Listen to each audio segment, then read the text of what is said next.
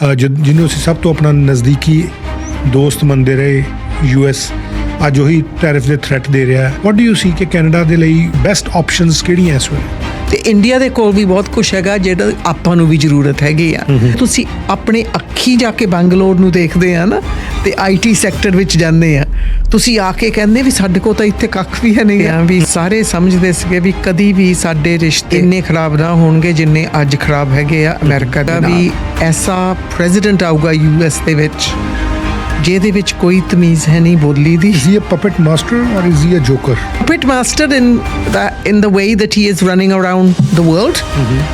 In reality, he is more like the joker. India ਔਰ ਪਾਕਿਸਤਾਨ ਦੇ ਕੌਨਫਲਿਕਟ ਨੂੰ ਉਹ ਇਹ ਕਲੇਮ ਕਰ ਰਿਹਾ ਕਿ ਮੈਂ ਇਹ ਵਾਰ ਰੁਕਵਾਈ ਹੋਇਆ, ਜਦਕਿ ਇੰਡੀਆ ਦੇ ਪ੍ਰਾਈਮ ਮਿਨਿਸਟਰ ਨੇ ਸਾਫ਼ ਤੌਰ ਤੇ ਗੱਲ ਕਰਤੀ there was no third party। ਕਿਉਂ ਇੰਪੋਰਟੈਂਟ ਹੈ ਇਸ ਵੇਲੇ ਕਿ ਰਿਸ਼ਤੇ ਜਿਹੜੇ ਆ ਅਮਰੀਕਾ ਤੋਂ ਇਲਾਵਾ ਬਣਾਏ ਜਾਣ? For our own existence, for our future. News Derby ਦੇ ਵਿੱਚ ਤੁਹਾਡੇ ਸਾਰਿਆਂ ਦਾ ਬਹੁਤ-ਬਹੁਤ ਸਵਾਗਤ ਹੈ। ਇਨਸਾਈਟ ਵਿਦ ਸਮੀਰ ਕੌਸ਼ਲ 'ਚ ਅੱਜ ਜਿਸ ਮਹਿਮਾਨ ਨਾਲ ਅਸੀਂ ਗੱਲਬਾਤ ਕਰਨੀ ਹੈ, ਕੈਨੇਡਾ ਦੇ ਵਿੱਚ ਉਹ ਮੈਂਬਰ ਆਫ ਪਾਰਲੀਮੈਂਟ ਰਹੇ, ਮੈਂਬਰ ਆਫ ਲੈਜਿਸਲੇਟਿਵ ਅਸੈਂਬਲੀ ਰਹੇ ਔਰ ਕੈਬਨਿਟ ਮਿਨਿਸਟਰ ਦੇ ਤੌਰ 'ਤੇ ਵੀ ਉਹਨਾਂ ਨੇ ਆਪਣੀਆਂ ਸੇਵਾਵਾਂ ਦਿੱਤੀਆਂ ਔਰ ਅੱਜ ਕੱਲ੍ਹ ਮੀਡੀਆ ਦੇ ਨਾਲ ਜੁੜੇ ਹੋਏ ਆ। ਮੇਰੇ ਨਾਲ ਇਸ ਵੇਲੇ ਜਿਨੀ ਸਿਮਸ, ਜਿਨ੍ਹਾਂ ਦਾ ਅਸਲੀ ਨਾਂ ਜੋਗਿੰਦਰੋ ਕੌਰ ਜਿਹੜਾ ਉਹ ਹੈ, ਅੱਜ ਮੇਰੇ ਨਾਲ ਨਿਊਜ਼ ਡਰਬੀ ਦੇ ਸਟੂਡੀਓ 'ਚ ਨੇ। ਬਹੁਤ-ਬਹੁਤ ਸਵਾਗਤ ਕਰਦੇ ਹਾਂ ਜਿਨੀ ਸਿਮਸ ਜੀ, ਬਹੁਤ-ਬਹੁਤ ਸਵਾਗਤ ਹੈ। ਥੈਂਕ ਯੂ, ਬਹੁਤ ਖੁਸ਼ੀ ਹੋਈ ਤੁਹਾਡੇ ਨਾਲ ਬੈਠ ਕੇ। Different role, different time. ਸਭ ਤੋਂ ਪਹਿਲਾਂ ਤਾਂ ਸਾਨੂੰ ਥੋੜ੍ਹੀ ਜਿਹੀ ਸ਼ੁਰੂਆਤ ਆਪਣੀ ਜੋਗਿੰਦਰੋ ਤੋਂ ਜਿਨੀ ਸਿਮਸ ਦਾ ਸਫ਼ਰ ਜਿਹੜਾ ਉਹ ਕਿਸ ਤਰੀਕੇ ਨਾਲ ਹੋਇਆ, ਕਿਹੜੀ ਥਾਂ ਤੋਂ ਤੁਸੀਂ ਬਿਲੋਂਗ ਕਰਦੇ ਹੋ ਭਾਰਤ ਤੋਂ, ਔਰ ਕੈਨੇਡਾ ਕਦੋਂ ਆਉਣਾ ਹੋਇਆ? 1962 ਦੇ ਵਿੱਚ ਮੈਂ ਤਾਂ ਮੇਰੀ ਮਾਂ ਅਤੇ ਮੇਰੇ 3 ਭਰਾ ਸੀਗੇ ਉਸ ਵਕਤ। ਅਸੀਂ ਇੰਗਲੈਂਡ ਨੂੰ ਆਏ। ਮੇਰਾ ਡੈਡ 56 ਦੇ ਬਾਹਰ ਨੂੰ ਆਏ ਸੀਗੇ, ਅਸੀਂ ਆਏ 62 ਦੇ ਵਿੱਚ। ਕਿਹੜੀ ਥਾਂ ਤੋਂ ਆਏ ਸੀ? ਪਬਮਾ ਤੋਂ, ਬੈਨਾਪੁਰ ਦੇ ਲਾਗੇ, ਨੂਰਮਹਿਲ ਦੇ ਲਾਗੇ ਇੱਕ ਛੋਟਾ ਜਿਹਾ ਪਿੰਡ ਹੈਗਾ ਆ, ਉੱਥੇ ਹੀ ਪੜ੍ਹੀ ਸੀਗੀ, ਉੱਥੇ ਹੀ 5 ਪਾਸ ਕੀਤੀਆਂ, ਤੱਪੜਾਂ 'ਤੇ ਬੈਠ ਕੇ ਪੇਪਰ ਦਿੱਤੇ ਉਹਨਾਂ ਦਿਨਾਂ ਦੇ ਵਿੱਚ। ਅਤੇ ਅਸੀਂ ਇੰਗਲੈਂਡ ਨੂੰ ਆ ਗਏ ਸੀਗੇ ਕਰਕੇ ਮੇਰਾ ਡੈਡ ਪਹਿਲਾਂ ਹੀ ਆਇਆ ਸੀਗਾ ਬਾਹਰ, ਅਤੇ ਉੱਥੇ ਆ ਕੇ ਫਿਰ ਉੱਥੇ ਸਕੂਲਿੰਗ ਕੀਤੀ। ਬਹੁਤ ਮੁਸ਼ਕਿਲ ਸੀ ਉਹਨਾਂ ਦਿਨਾਂ ਵਿੱਚ, ਹੋਰ ਕੋਈ ਪਰਿਵਾਰ ਹੈ ਨਹੀਂ ਸੀਗੇ, ਹੋਰ ਕੋਈ ਮੇਰੇ ਸਕੂਲ ਵਿੱਚ ਹੈ ਨਹੀਂ ਸੀਗਾ ਪਹਿਲੇ ਸਾਲ ਦੇ ਵਿੱਚ ਜਿਹੜਾ ਸਾਡੇ ਵਰਗਾ ਦਿਸੇ ਜਾਂ ਸਾਡੀ ਬੋਲੀ ਬੋਲੇ। ਬਹੁਤ ਸਮਾਂ ਬਿਤਾਇਆ ਉੱਥੇ ਸੌਂ ਕੇ। ਫਿਰ ਇੱਕ ਦਿਨ ਆਪੇ ਹੀ ਬੰਦੇ ਨੂੰ ਆ ਜਾਂਦਾ ਵੀ ਹੁਣ ਤਾਂ ਕੁਛ ਨਾ ਕੁਛ ਕਰਨਾ ਹੀ ਪੈਣਾ ਆ। ਇੰਗਲਿਸ਼ ਵੀ ਆ ਗਈ, ਪੜ੍ਹਾਈ ਵੀ ਕਰ ਲਈ, ਅਤੇ ਫਿਰ ਉੱਥੋਂ ਹਾਈ ਸਕੂਲ ਤੋਂ ਬਾਅਦ ਫਿਰ ਯੂਨੀਵਰਸਿਟੀ ਵੀ ਚੱਲ ਗਏ। ਉੱਥੇ ਮੈਂ ਟੀਚਿੰਗ ਦਾ ਕੀਤਾ। ਟੀਚਿੰਗ ਤੋਂ ਬਾਅਦ ਉੱਥੇ ਜਦੋਂ ਮੈਂ ਯੂਨੀਵਰਸਿਟੀ ਵਿੱਚ ਹੀ ਸੀ, ਮੈਂ ਆਪਣੇ ਹਸਬੈਂਡ ਨੂੰ ਮਿਲੀ। ਉਹਦਾ ਨਾਂ ਹੈਗਾ ਆ Steven Sims, he is an Englishman. ਅਤੇ 71 ਦੇ ਵਿੱਚ ਸਾਡੀ ਸ਼ਾਦੀ ਹੋ ਗਈ ਅਤੇ ਜੋਗਿੰਦਰਾ ਸਿਮਸ ਬਣ ਗਈ ਜਿਨੀ ਸਿਮਸ। ਪਰ ਜਿਨੀ ਸਿਮਸ ਬਣੀ ਆ ਕੈਨੇਡਾ ਵਿੱਚ ਆ ਕੇ। ਪਹਿਲਾਂ ਜੋਗਿੰਦਰਾ ਸਿਮਸ ਹੀ ਇੰਗਲੈਂਡ ਵਿੱਚ ਚੱਲਦੀ ਰਹੀ ਆ, ਅਤੇ ਉਸ ਨਾਂ ਦੇ ਵਿੱਚ ਹੀ ਮੈਂ ਆਪਣੀ ਯੂਨੀਵਰਸਿਟੀ ਪੂਰੀ ਕੀਤੀ, ਫਿਰ ਉੱਥੇ ਟੀਚਿੰਗ ਵੀ ਸ਼ੁਰੂ ਕੀਤੀ। ਪਰ ਜਦੋਂ ਮੈਂ ਕੈਨੇਡਾ ਵਿੱਚ ਆਈ ਸੀ, ਅਸੀਂ ਟੀਚਿੰਗ ਦੇ ਤੌਰ 'ਤੇ ਆਏ ਸੀਗੇ। Me and my husband permanent resident ਸੀਗੇ ਜਿੱਦਣ ਅਸੀਂ ਲੈਂਡ ਕੀਤਾ ਆ ਇਮੀਡੀਏਟਲੀ ਕਵੈਕ ਵਿੱਚ। ਇਨ ਵਿਚ 75 ਦੇ ਵਿੱਚ। ਉਹਨਾਂ ਦਿਨਾਂ ਵਿੱਚ ਕੈਨੇਡਾ ਨੂੰ ਇੰਗਲਿਸ਼ ਟੀਚਰਸ ਦੀ ਜ਼ਰੂਰਤ ਸੀਗੀ। ਉਹ ਇੰਗਲੈਂਡ ਨੂੰ ਆਏ ਸੀਗੇ, ਉਹਨਾਂ ਨੇ ਐਡਵਰਟਾਈਜ਼ ਕੀਤਾ, ਅਸੀਂ ਅਪਲਾਈ ਕਰ ਲਿਆ। ਕੋਈ ਆਸ ਨਹੀਂ ਸੀ ਵੀ ਜੋਬ ਮਿਲ ਜਾਊਗੀ ਕਰਕੇ, ਕਹਿੰਦੇ ਸੀ 800 ਪਰ ਬੰਦਿਆਂ ਨੇ ਅਪਲਾਈ ਕੀਤਾ ਸੀਗਾ। ਇੰਗਲੈਂਡ ਵਿੱਚ ਬਹੁਤ ਮੁਸ਼ਕਿਲਾਂ ਸੀਗੀਆਂ ਉਹਨਾਂ ਦਿਨਾਂ ਦੇ ਵਿੱਚ। ਮਾਰਗਰੇਟ ਥੈਚਰ ਨੇ ਕਾਫੀ ਤੋੜ ਫੋੜ ਕੀਤੀ ਸੀਗੀ ਐਜੂਕੇਸ਼ਨ 'ਤੇ, ਪਰ we were lucky, we got offered jobs and we landed in Montreal in 1975। And ਜਦੋਂ ਉੱਥੇ ਪੜ੍ਹਾਉਣ ਲੱਗੇ ਅਤੇ ਕਮਿਊਨਿਟੀ ਵਿੱਚ ਅਸੀਂ ਮਿਕਸ ਹੁੰਦੇ ਸੀਗੇ, ਉਹਨਾਂ ਲਈ ਜੋਗਿੰਦਰਾ ਕਹਿਣਾ ਬਹੁਤ ਹੀ ਮੁਸ਼ਕਿਲ ਲੱਗਦਾ ਸੀ ਉਹਨਾਂ ਨੂੰ।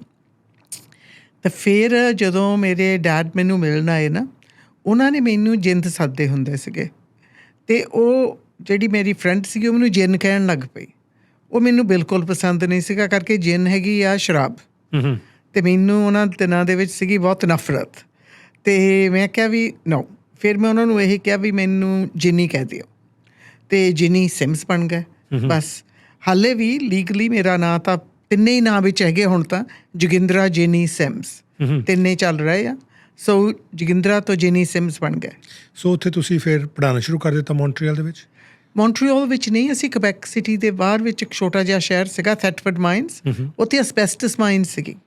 ਅਸੀਂ ਉੱਥੇ ਪੜ੍ਹਾਇਆ ਸਕੂਲ ਦੇ ਵਿੱਚ, ਅਤੇ ਮੈਂ ਪੜ੍ਹਾਇਆ ਆ ਉੱਥੇ CJEP ਵਿੱਚ ਵੀ ਇਨ ਫਰੈਂਚ, ਫਰੈਂਚ ਸੀਜੈਪ ਦੇ ਵਿੱਚ, ਇੰਗਲਿਸ਼ ਸਕੂਲ ਦੇ ਵਿੱਚ ਵੀ, ਅਤੇ ਮੈਂ ਯੂਨੀਵਰਸਿਟੀ ਦੇ ਵਿੱਚ ਵੀ, ਟਰਾਡੋਵੀਆ ਯੂਨੀਵਰਸਿਟੀ। ਔਰ ਫਿਰ ਐਜੂਕੇਸ਼ਨ ਦੀ ਬੈਕਗਰਾਊਂਡ ਔਰ ਐਜੂਕੇਸ਼ਨ ਦੇ ਕਰੀਅਰ ਤੋਂ ਬਾਅਦ ਪੋਲੀਟਿਕਸ 'ਚ ਕਿਵੇਂ ਆਉਣਾ ਹੋਇਆ? ਪੋਲੀਟਿਕਸ ਵਿੱਚ ਕਹਿੰਦੇ ਆ ਵੀ ਤੁਹਾਡੀ ਜਿਹੜੀ ਲਾਈਫ ਜਰਨੀ ਹੁੰਦੀ ਆ ਨਾ, ਦਰਵਾਜ਼ੇ ਖੁੱਲ੍ਹਦੇ ਹੀ ਰਹਿੰਦੇ ਆ, ਦਰਵਾਜ਼ੇ ਬੰਦ ਵੀ ਹੋ ਜਾਂਦੇ ਆ ਪਰ ਖੁੱਲ੍ਹਦੇ ਵੀ ਰਹਿੰਦੇ ਆ। ਮੈਨੂੰ ਕਦੀ ਨਹੀਂ ਸੀਗਾ ਵੀ ਪਹਿਲਾਂ ਤਾਂ ਮੈਂ ਕਦੀ ਟੀਚਿੰਗ ਵਿੱਚ ਜਾਊਂਗੀ, ਉਹ ਵੀ ਬਾਏ ਐਕਸੀਡੈਂਟ। ਜਦੋਂ ਟੀਚਿੰਗ ਵਿੱਚ ਆ ਗਏ ਆ, ਫਿਰ ਕੇਮ ਟੂ ਕੈਨੇਡਾ, ਉਦੋਂ ਕਿਹਾ ਸੀ ਸਿਰਫ 2 ਸਾਲ ਲਈ ਵਾਪਸ ਚਲ ਜਾਣਾ, ਬਟ 2 ਸਾਲ ਸਾਡੇ ਹੁਣ ਤੁਸੀਂ ਅੰਦਾਜ਼ਾ ਲਾ ਲਓ ਵੀ ਹੁਣ ਕਿੰਨੇ ਸਾਲ ਹੋ ਗਏ ਆ। ਪਰ ਜਿਹੜੀ ਪੋਲੀਟਿਕਸ ਹੈਗੀ ਆ, ਮੈਂ ਕਦੀ ਨਹੀਂ ਸੀ ਸੋਚਦੀ ਵੀ ਮੈਂ ਪੋਲੀਟਿਕਸ ਵਿੱਚ ਹੈ ਜਾਂ ਹਾਂ ਸੀਗੀ, ਕਿਉਂਕਿ ਜਦੋਂ ਤੁਸੀਂ ਟੀਚਰ ਹੁੰਦੇ ਆ ਨਾ, ਤੁਸੀਂ ਸਿਰਫ ਸਬਜੈਕਟ ਨੂੰ ਨਹੀਂ ਪੜ੍ਹਾਉਂਦੇ, ਤੁਸੀਂ ਬੱਚਿਆਂ ਨੂੰ ਵੀ ਪੜ੍ਹਾਉਂਦੇ ਆ। ਜੇ ਤੁਸੀਂ ਬੱਚਿਆਂ ਨੂੰ ਪੜ੍ਹਾਉਂਦੇ ਆ, ਤੁਹਾਨੂੰ ਬੱਚਿਆਂ ਦੀਆਂ ਮੁਸ਼ਕਲਾਂ, ਉਹਨਾਂ ਦੇ ਆਸ-ਪਾਸ ਜੋ ਕੁਛ ਹੋ ਰਿਹਾ ਆ, ਉਹਦੇ ਵਿੱਚ ਇਨਵੋਲਵਡ ਹੋਣਾ ਪੈਂਦਾ ਆ, ਕਿਉਂਕਿ ਤੁਸੀਂ ਤਦ ਹੀ ਟੀਚਰ ਬਣਦੇ ਆ, ਨਹੀਂ ਤਾਂ ਤੁਸੀਂ ਟੈਕਨੀਸ਼ੀਅਨ ਰਹਿ ਜਾਂਦੇ ਆ।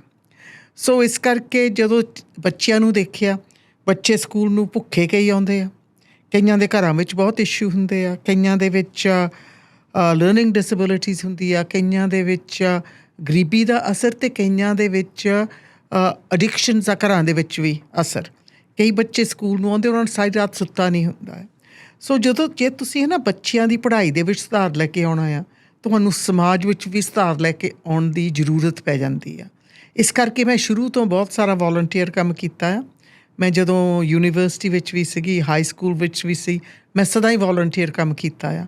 I have a black belt in judo, so ਮੈਂ ਜੂਡੋ ਕਲੱਬ ਵੀ ਰਨ ਕਰਦੀ ਹੁੰਦੀ ਸੀਗੀ, ਅਤੇ ਬੱਚਿਆਂ ਦੇ ਨਾਲ ਆਫਟਰ ਸਕੂਲ ਟਿਊਟਰਿੰਗ ਵੀ ਕਰੀ ਦੀ ਸੀ, ਫ੍ਰੀ ਹੁੰਦੀ ਸੀ, ਇੱਦਾਂ ਨਹੀਂ ਸੀ ਹੁੰਦਾ ਵੀ ਪੈਸੇ ਦੇ ਕੇ ਆਵੋ, ਜਿਹੜਾ ਮਰਜ਼ੀ ਬੱਚੇ ਨੇ ਰਹਿਣਾ, ਆਪਣਾ ਹੋਮਵਰਕ ਕਰਨਾ, ਨਾਲ ਬੈਠ ਕੇ ਕਰ ਲੈਣ, ਸਵੇਰ ਨੂੰ ਸਕੂਲੇ 7:30 ਵਜੇ ਚੱਲ ਜਾਣਾ। ਅਤੇ ਉਦੋਂ ਵੀ ਫਿਰ ਟੀਚਿੰਗ ਵਿੱਚ ਯੂਨੀਅਨ ਵਿੱਚ ਮੇਰੀ ਇਨਵੋਲਵਮੈਂਟ ਹੋ ਗਈ ਥਰੂ ਬਾਰਗਨਿੰਗ, ਅਤੇ ਪਹਿਲਾਂ through professional development and social justice work, ਫਿਰ ਬਾਰਗਨਿੰਗ ਦੇ ਵਿੱਚ ਉੱਥੇ ਮੈਂ ਬਹੁਤ ਹੀ ਸਕਸੈਸਫੁਲ ਰਹੀ।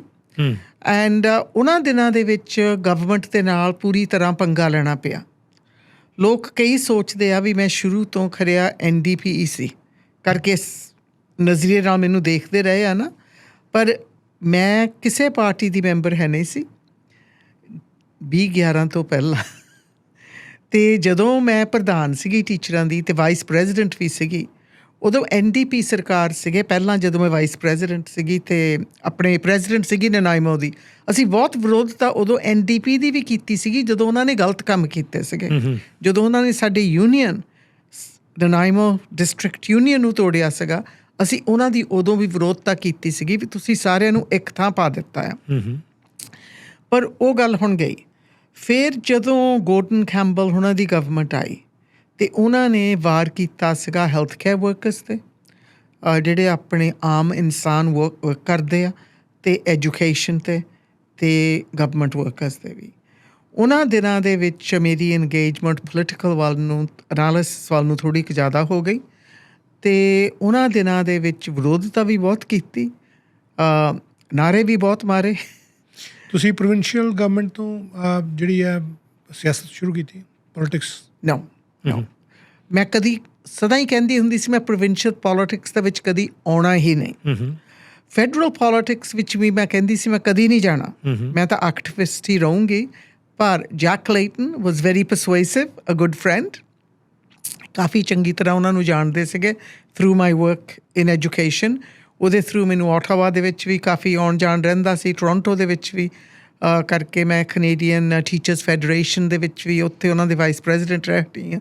ਅਤੇ ਸੋ ਇਹਨਾਂ ਚੀਜ਼ਾਂ ਦੇ ਕਾਰਨ ਆਉਣ ਜਾਣ ਹੁੰਦਾ ਹੀ ਰਹਿੰਦਾ ਸੀਗਾ, ਅਤੇ ਬਹੁਤ ਨਜ਼ਦੀਕੀਆਂ ਹੋ ਗਈਆਂ ਸੀਗੀਆਂ ਓਲੀਵੀਆ ਚਾਓ ਦੇ ਨਾਲ ਅਤੇ ਜੈਕ ਲੇਟਨ ਦੇ ਨਾਲ। ਓਲੀਵੀਆ ਚਾਓ ਜਿਹੜੇ ਇਸ ਵੇਲੇ ਮੇਅਰ ਹੈਗੇ ਆ ਟੋਰੰਟੋ ਦੇ। ਹਾਂਜੀ, ਉਹਨਾਂ ਦਿਨਾਂ ਦੇ ਵਿੱਚ ਉਹ MP ਸੀਗੇ, ਅਤੇ ਮੈਂ ਬਹੁਤ ਪਸੰਦ ਕਰਦੀ ਸੀ ਜਿਸ ਤਰੀਕੇ ਦੇ ਨਾਲ ਉਹ ਦੋਨੋਂ ਹੀ ਹਸਬੈਂਡ ਵਾਈਫ ਆਪਣੀਆਂ ਡਿਊਟੀਆਂ ਨਿਭਾ ਰਹੇ ਸੀਗੇ, ਅਤੇ ਮੈਂ ਉਹਨਾਂ ਤੋਂ ਕੋਲੋਂ ਬਹੁਤ ਕੁਛ ਸਿੱਖਿਆ ਵੀ ਸੀਗਾ। ਅਤੇ ਉਹਨਾਂ ਨੇ ਮੈਨੂੰ ਬਹੁਤ ਸਾਲ ਕਹਿੰਦੇ ਰਹੇ, ਮੈਂ ਕਹਿਣਾ ਕਦੀ ਵੀ ਨਹੀਂ, ਮੈਂ ਟੀਚਰਾਂ ਦੀ ਪ੍ਰਧਾਨ ਆ, ਹੁਣ ਨਹੀਂ। ਜਦੋਂ ਮੈਂ ਪ੍ਰਧਾਨ ਛੱਡ ਦਿੱਤਾ ਸੀਗਾ, ਅਤੇ ਫਿਰ ਉਹਦਾ ਆਇਆ ਕਹਿੰਦਾ ਵੀ ਹੁਣ ਨਹੀਂ। ਮੈਂ ਕਿਹਾ ਹਾਲੇ ਮੈਂ ਫਾਸਟ ਪ੍ਰੈਜ਼ੀਡੈਂਟ ਆ, ਹਾਲੇ ਵੀ ਨਹੀਂ ਕਰ ਸਕਦੀ। ਫਿਰ ਇੱਕ ਦਿਨ ਉਹਨਾਂ ਨੇ ਮੈਨੂੰ ਕਹਿ ਦਿੱਤਾ ਵੀ, ਮੈਂ ਕਿਹਾ ਮੈਂ ਸੋਚੂੰਗੀ। ਬਸ ਆਹੀ ਲਫ਼ਜ਼ ਕਹਿਣ ਦੀ ਲੋੜ ਸੀਗੀ, ਉਹਨਾਂ ਨੇ ਬਾਹਰ ਜਾ ਕੇ ਐਲਾਨ ਕਰ ਦਿੱਤਾ ਜਿੰਨੀ ਤਾਂ ਖੜੀ ਹੋਣ ਲੱਗੀ ਆ। ਤੇ ਮਗਰੋਂ ਮੈਂ ਆਪਣੇ ਜਾ ਕੇ ਪਰਿਵਾਰ ਨੂੰ ਦੱਸਿਆ। ਯਾ ਕਿਹੜੀ ਰਾਈਡਿੰਗ ਤੁਹਾਨੂੰ ਖੜੇ ਕੀਤਾ ਸੀ? ਸਰੀ ਨਿਊਟਨ ਨੌਰਥ ਡੈਲਟਾ 'ਚੋਂ, ਨਿਊਟਨ ਨੌਰਥ ਡੈਲਟਾ ਉਹਨਾਂ ਦਿਨਾਂ ਦੇ ਵਿੱਚ ਸੀਗੀ। ਹੁਣ ਤਾਂ ਇਹ ਦੋਨੋਂ ਰਾਈਡਿੰਗ ਸਪਲਿਟ ਹੋ ਗਈਆਂ ਆ। ਉਹਨਾਂ ਦਿਨਾਂ ਦੇ ਵਿੱਚ ਇੱਕੋ ਹੀ ਰਾਈਡਿੰਗ ਸੀਗੀ। That was your first election? That was ਮੇਰਾ ਪਹਿਲਾ ਇਲੈਕਸ਼ਨ। ਕਿਹਦੇ ਅਗੇਂਸਟ ਸੀ? ਸੁਖ ਧਾਲੀਵਾਲ ਦੇ ਅਗੇਂਸਟ, ਜਿਹੜੇ ਇਸ ਵੇਲੇ ਕਰੰਟ ਮੈਂਬਰ ਆਫ ਪਾਰਲੀਮੈਂਟ। ਹਾਂਜੀ। ਤੇ ਮੈਂ ਉਹਨਾਂ ਦਿਨਾਂ ਦੇ ਵਿੱਚ ਇਹ ਵੀ ਕਿਹਾ ਸੀਗਾ ਵੀ ਮੈਨੂੰ ਕਹਿੰਦੇ ਸੀਗੇ ਵੀ ਤੈਨੂੰ ਥੋੜ੍ਹੀ ਸੇਫ ਸੀਟ ਦੇ ਦਿੰਦੇ ਆ। ਸਾਰੇ ਕਹਿੰਦੇ ਸੀਗੇ ਵੀ ਨਿਊਟਨ ਤਾਂ ਜਿੱਤਣਾ, ਨਿਊਟਨ ਨੌਰਥ ਡੈਲਟਾ ਜਿੱਤਣਾ ਨਾਮੁਮਕਿਨ ਆ। ਤੇ ਕਹਿੰਦੇ ਸੀਗੇ ਵੀ ਤੂੰ ਜਾਂ ਨਨਾਇਮੋ ਵੱਲ ਦੇਖ ਲਾ ਜਾਂ ਤੂੰ ਸਰੀ ਸੈਂਟਰ ਵੈਨਕੂਵਰ ਵਿੱਚ ਜਗ੍ਹਾ ਸੀਗੀਆਂ ਜਿਹੜੀਆਂ ਵੀ ਮੋਰ NDP ਲੀਨਿੰਗ ਸੀਗੀਆਂ, ਉੱਥੇ ਦੇਖ ਲਾ। ਪਰ ਜਦੋਂ ਮੈਂ ਟੀਚਰਾਂ ਦੀ ਪ੍ਰਧਾਨ ਸੀਗੀ, ਮੈਂ ਉਦੋਂ ਹੀ ਇੱਕ ਲੈਸਨ ਸਿੱਖ ਲਿਆ ਸੀਗਾ ਵੀ ਜਿਹੜੇ ਸਾਡੇ ਬੱਚੇ ਆ ਨਾ, ਉਹਨਾਂ ਨੂੰ ਮੈਂਟਰਸ਼ਿਪ ਦੀ ਬਹੁਤ ਜ਼ਰੂਰਤ ਹੁੰਦੀ ਆ। ਉਹਨਾਂ ਨੂੰ ਦੇਖਣਾ ਚਾਹੁੰਦੇ ਆ ਉਹ ਵੀ ਸਾਡੇ ਵਰਗੇ ਲੋਕ ਵੀ ਡਿਫਰੈਂਟ ਪੋਜੀਸ਼ਨ ਵਿੱਚ ਹੈਗੇ ਆ, ਬੇਸ਼ੱਕ ਦੀ ਪ੍ਰੋਫੈਸ਼ਨਲ ਲਾਈਫ ਵਿੱਚ ਹੈਗੇ ਆ। ਜਦੋਂ ਮੈਂ ਟੀਚਰਾਂ ਦੀ ਪ੍ਰਧਾਨ ਸੀਗੀ, ਮੈਨੂੰ ਹਾਲੇ ਵੀ ਯਾਦ ਆ, ਇੱਕ ਬੱਚਾ ਸੀਗਾ ਤਾਂ 20 ਕੁ ਸਾਲਾਂ ਦਾ ਸੀਗਾ ਫੀਜੀ ਤੋਂ ਸੀਗਾ, ਬਟ ਓਰੀਜਨਲੀ ਇੰਡੀਆ ਤੋਂ ਸੀ। ਉਹ ਮੇਰੇ ਆਲੇ ਦੁਆਲੇ ਹੀ ਘੁੰਮੇ ਜਦੋਂ ਮੇਰੀ ਪ੍ਰੈਸ ਕਾਨਫਰੰਸ ਹੋ ਰਹੀ ਸੀਗੀ। ਜਦੋਂ ਪ੍ਰੈਸ ਕਾਨਫਰੰਸ ਪੂਰੀ ਹੋ ਗਈ, ਮੈਂ ਉਹਦੇ ਨਾਲ ਜਾ ਕੇ ਗੱਲਬਾਤ ਕੀਤੀ ਅਤੇ ਮੈਂ ਕਿਹਾ ਵੀ ਬੇਟਾ ਤੁਸੀਂ ਕੁਛ ਕਹਿਣਾ ਚਾਹੁੰਦੇ ਆ? ਉਹ ਕਹਿੰਦਾ ਨੋ ਮਿਸਿਸ ਸੈਮਸ, ਪਰ ਕਹਿੰਦਾ ਇੱਕ ਗੱਲ ਮੈਂ ਕਹੂੰਗਾ, ਕਹਿੰਦਾ you make me feel proud to be Indian. ਅਤੇ ਮੈਂ ਉਹਦੇ ਵੱਲ ਨੂੰ ਇੱਦਾਂ ਦੇਖਿਆ ਅਤੇ ਕਹਿੰਦਾ ਨੋ, ਕਹਿੰਦਾ when I look at you on TV, when I watch you, he goes, I watch the news all the time now. ਕਹਿੰਦਾ I never used to watch the news. I believe I can do this one day. And I feel proud to be Indian. That brought tears to my eyes. ਮੇਰੀਆਂ ਅੱਖਾਂ ਭਰ ਆਈਆਂ ਵੀ ਆਪਾਂ ਸੋਚਦੇ ਨਹੀਂ ਗੇ ਹੈਗੇ ਵੀ ਜਿਹੜੇ ਸਾਡੇ ਬੱਚੇ ਆ ਉਹਨਾਂ ਨੂੰ ਵੀ ਇੰਸਪੀਰੇਸ਼ਨ, ਆਈਕਨਸ, ਜਿੱਦਾਂ ਰੋਲ ਮਾਡਲਸ ਚਾਹੀਦੇ ਆ। ਮੈਂ ਸਦਾ ਹੀ ਟੀਚਿੰਗ ਵਿੱਚ ਵੀ ਕਹਿੰਦੀ ਹੁੰਦੀ ਸੀਗੀ ਵੀ ਜਿਹੜੀ ਟੀਚਿੰਗ ਫੋਰਸ ਆ ਨਾ, ਉਹਨੂੰ ਸਾਡੇ ਪੋਪੂਲੇਸ਼ਨ ਦਾ ਰਿਫਲੈਕਸ਼ਨ ਹੋਣਾ ਚਾਹੀਦਾ ਆ, ਜਿੱਦਾਂ ਸਰਕਾਰਾਂ ਨੂੰ ਵੀ ਰਿਫਲੈਕਸ਼ਨ ਹੋਣਾ ਚਾਹੀਦਾ ਆ।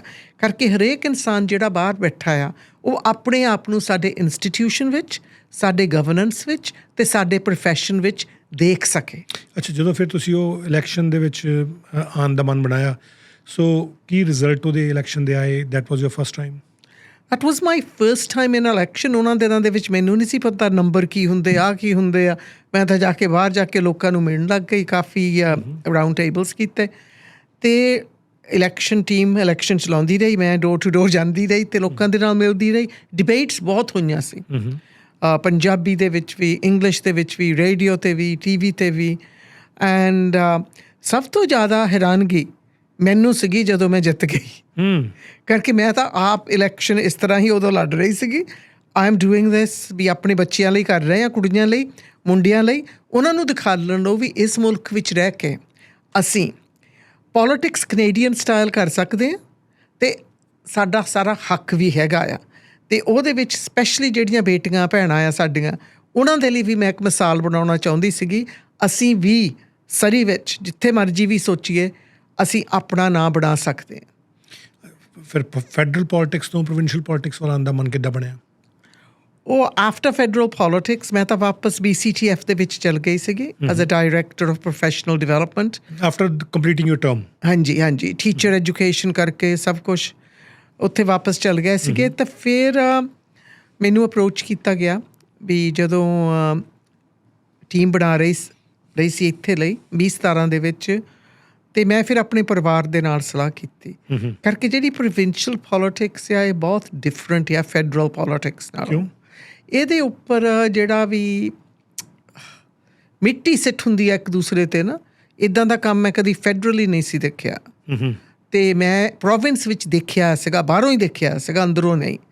ਪਰ ਫਿਰ ਵੀ ਮੈਂ ਸੋਚ ਲਿਆ ਸੀਗਾ ਵੀ ਮੇਰੇ ਬੱਚੇ ਵੀ ਹੁਣ ਵੱਡੇ ਹੋ ਗਏ ਸੀਗੇ, ਫਿਰ ਉਹਨਾਂ ਦੇ ਸਲਾਹ ਨਾਲ ਹੀ ਗਾਂ ਤੁਰਾਂਗੇ। ਉਹਨਾਂ ਨੇ ਕਹਿ ਦਿੱਤਾ ਵਾਟ ਐਵਰ ਯੂ ਵਾਂਟ ਮਮ। ਮੈਂ ਹਾਂ ਕਹਿ ਦਿੱਤੀ। 2017 ਦਾ ਇਲੈਕਸ਼ਨ ਐਕਸਾਈਟਿੰਗ ਇਲੈਕਸ਼ਨ ਸੀਗਾ ਅਤੇ ਅਸੀਂ ਪਹਿਲਾਂ ਤਾਂ ਤੁਹਾਨੂੰ ਪਤਾ ਵੀ ਕਿੱਦਾਂ ਰਿਜ਼ਲਟ ਆਏ ਸੀਗੇ, ਸਰਕਾਰ ਨਹੀਂ ਸੀਗੀ, ਫਿਰ ਸਾਡੀ ਸਰਕਾਰ ਬਣ ਗਈ ਅਤੇ ਮੈਂ ਬਹੁਤ ਹੀ ਫੋਰਚੂਨੇਟ ਸੀਗੀ ਅਤੇ ਜੌਨ ਹੋਗਨ ਨੇ ਮੈਨੂੰ ਮਿਨਿਸਟਰ ਆਫ ਸਿਟੀਜ਼ਨ ਸਰਵਿਸਿਜ਼ ਦਾ ਬਣਾ ਦਿੱਤਾ। ਕਿੰਨੀਆਂ ਟਰਮਸ ਤੁਸੀਂ ਇਲੈਕਸ਼ਨ ਲੜੇ ਐਂਡ ਕਿੰਨੇ ਟਾਈਮ ਤੁਸੀਂ ਜਿੱਤੇ? ਮੈਂ ਫੈਡਰਲੀ ਨਹੀਂ ਪ੍ਰੋਵਿੰਸ਼ਲੀ ਹੁਣ ਗੱਲ ਕਰਦੇ ਹਾਂ 3 ਵਾਰੀ ਖੜੀ ਹੋਈਆਂ 2 ਵਾਰੀ ਜਿੱਤੇ ਆ ਅਤੇ ਪਿਛਲੀ ਵਾਰੀ ਮੈਂ ਹਾਰ ਗਈ ਸੀ। ਸੋ ਜਿਹੜਾ ਤੁਸੀਂ ਆਪਣਾ ਟਾਈਮ ਗੁਜ਼ਾਰਿਆ ਪ੍ਰੋਵਿੰਸ਼ੀਅਲ ਪੋਲੀਟਿਕਸ ਔਰ ਪ੍ਰੋਵਿੰਸ਼ੀਅਲ ਐਂਡ ਫੈਡਰਲ ਪੋਲੀਟਿਕਸ ਦੇ ਵਿੱਚ, ਹਾਊ ਡੂ ਯੂ ਸੀ ਕਿ ਕੈਨੇਡਾ ਜੋ ਇਸ ਵੇਲੇ ਜਿਸ ਜਗ੍ਹਾ ਦੇ ਉੱਤੇ ਖੜਾ ਹੈ, ਜਿਹਨੂੰ ਅਸੀਂ ਸਭ ਤੋਂ ਆਪਣਾ ਨਜ਼ਦੀਕੀ ਦੋਸਤ ਮੰਨਦੇ ਰਹੇ, US ਅੱਜ ਉਹੀ ਟੈਰਿਫ ਦੇ ਥ੍ਰੈਟ ਦੇ ਰਿਹਾ ਹੈ, ਵਾਟ ਡੂ ਯੂ ਸੀ ਕਿ ਕੈਨੇਡਾ ਦੇ ਲਈ ਬੈਸਟ ਆਪਸ਼ਨਸ ਕਿਹੜੀਆਂ ਇਸ ਵੇਲੇ?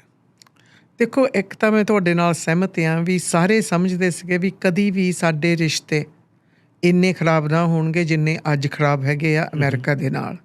ਨਾ ਹੀ ਕਦੀ ਸੋਚਿਆ ਸੀਗਾ ਵੀ ਐਸਾ ਪ੍ਰੈਜ਼ੀਡੈਂਟ ਆਊਗਾ US ਦੇ ਵਿੱਚ ਜਿਹਦੇ ਵਿੱਚ ਕੋਈ ਤਮੀਜ਼ ਹੈ ਨਹੀਂ ਬੋਲੀ ਦੀ, ਨਾ ਕੋਈ ਫੋਮ ਦੀ, ਨਾ ਕੋਈ ਇੰਸਟੀਟਿਊਸ਼ਨ ਦੀ, ਅਤੇ ਨਾ ਹੀ ਕਿਸੇ ਔਰਤ ਦੀ, ਨਾ ਕਿਸੇ ਮਰਦ ਦੀ, ਨਥਿੰਗ, ਨਾ ਕਿਸੇ ਰਿਟਨ ਕਾਨੂੰਨ ਦੀ, ਨਾ ਜੁਡੀਸ਼ਰੀ ਦੀ। ਜਿਹੜਾ ਬੰਦਾ ਜੁਡੀਸ਼ਰੀ ਨੂੰ ਵੀ ਕੁਛ ਨਹੀਂ ਸਮਝਦਾ ਵੀ ਜਿੱਦਾਂ ਉਹਦੇ ਹੱਥ ਦੀ ਖੇਲ ਹੁੰਦੀ ਆ, ਕਦੀ ਸੋਚਿਆ ਨਹੀਂ ਸੀਗਾ ਸਮੀਰ ਜੀ ਵੀ ਆਹ ਕੁਛ ਹੋਊਗਾ। ਅਤੇ ਬਹੁਤ ਦੁੱਖ ਹੋ ਰਿਹਾ ਆ ਕਰਕੇ ਇਹ ਬਹੁਤ ਵੱਡਾ ਖਤਰਾ ਹੈਗਾ ਆ ਸਾਰੇ ਡੈਮੋਕ੍ਰੈਟਿਕ ਇੰਸਟੀਟਿਊਸ਼ਨਸ 'ਤੇ। ਜਦੋਂ ਇੱਕ ਇਨਸਾਨ ਕਰਕੇ ਉਹ ਪਾਵਰਫੁਲ ਹੈਗਾ ਆ, ਉਹਦਾ ਬਿਹੇਵੀਅਰ ਬੁਲੀਇੰਗ, ਇੰਨਾ ਬੁਲੀਇੰਗ ਹੋ ਗਿਆ ਆ, ਅਤੇ ਕਦੀ ਆਸ ਵੀ ਨਹੀਂ ਸੀਗੀ ਵੀ ਸਾਰੀ ਦੁਨੀਆ ਇੱਦਾਂ ਸਹਿ ਲਊਗੀ। ਪਰ ਦੁਨੀਆ ਦੇ ਵਿੱਚ ਜਿਹੜਾ ਹੁਣ ਮਾਹੌਲ ਬਣਿਆ ਆ, ਅਪਸਾਈਡ ਡਾਊਨ ਹੋ ਗਿਆ ਆ। ਜਿੱਦਾਂ ਕਹਿੰਦੇ ਹੁੰਦੇ ਆ ਵੀ ਉਹਨੂੰ ਚੱਕ ਕੇ ਜਿਹੜਾ ਸਾਰਾ ਹੀ ਸਿਸਟਮ ਸੀਗੀ ਤਾਂ ਉਹਨੂੰ ਸੈੱਟ ਦਿੱਤੀ ਆ, ਹਾਲੇ ਵੀ ਆਪਾਂ ਉਡੀਕਦੇ ਹਾਂ ਪਤਾ ਨਹੀਂ ਕਿੱਥੇ ਡਿੱਗ ਕੇ ਕੀ ਕੁਛ ਬਣ ਜਾਣਾ ਆ ਜਦ ਤੱਕ ਸਭ ਕੁਛ ਸੈਟਲ ਡਾਊਨ ਹੋਊਗਾ। ਸੋ ਇਸ ਕਰਕੇ ਕਦੀ ਨਹੀਂ ਸੀ ਸੋਚਿਆ। ਪਰ ਆ ਜਿਹੜੀ ਹੁਣ ਆਪਾਂ ਟੈਰਿਫ ਦੀ ਗੱਲ ਚੱਲ ਰਹੀ ਆ, ਵਰਲਡ ਵਾਈਡ ਚੱਲ ਰਹੀ ਆ, ਉਹ ਵੀ ਇੱਕ ਦਿਨ ਸਮਝੌਤਾ ਹੋ ਗਿਆ। ਜਦੋਂ ਪਤਾ ਲੱਗਦਾ ਵੀ ਇਸ ਮੁਲਕ ਨਾਲ ਸਮਝੌਤਾ ਹੋਇਆ, ਸਾਰੇ ਬਹੁਤ ਖੁਸ਼ ਹੋ ਜਾਂਦੇ ਆ, ਆਸ ਆ ਜਾਂਦੀ ਆ।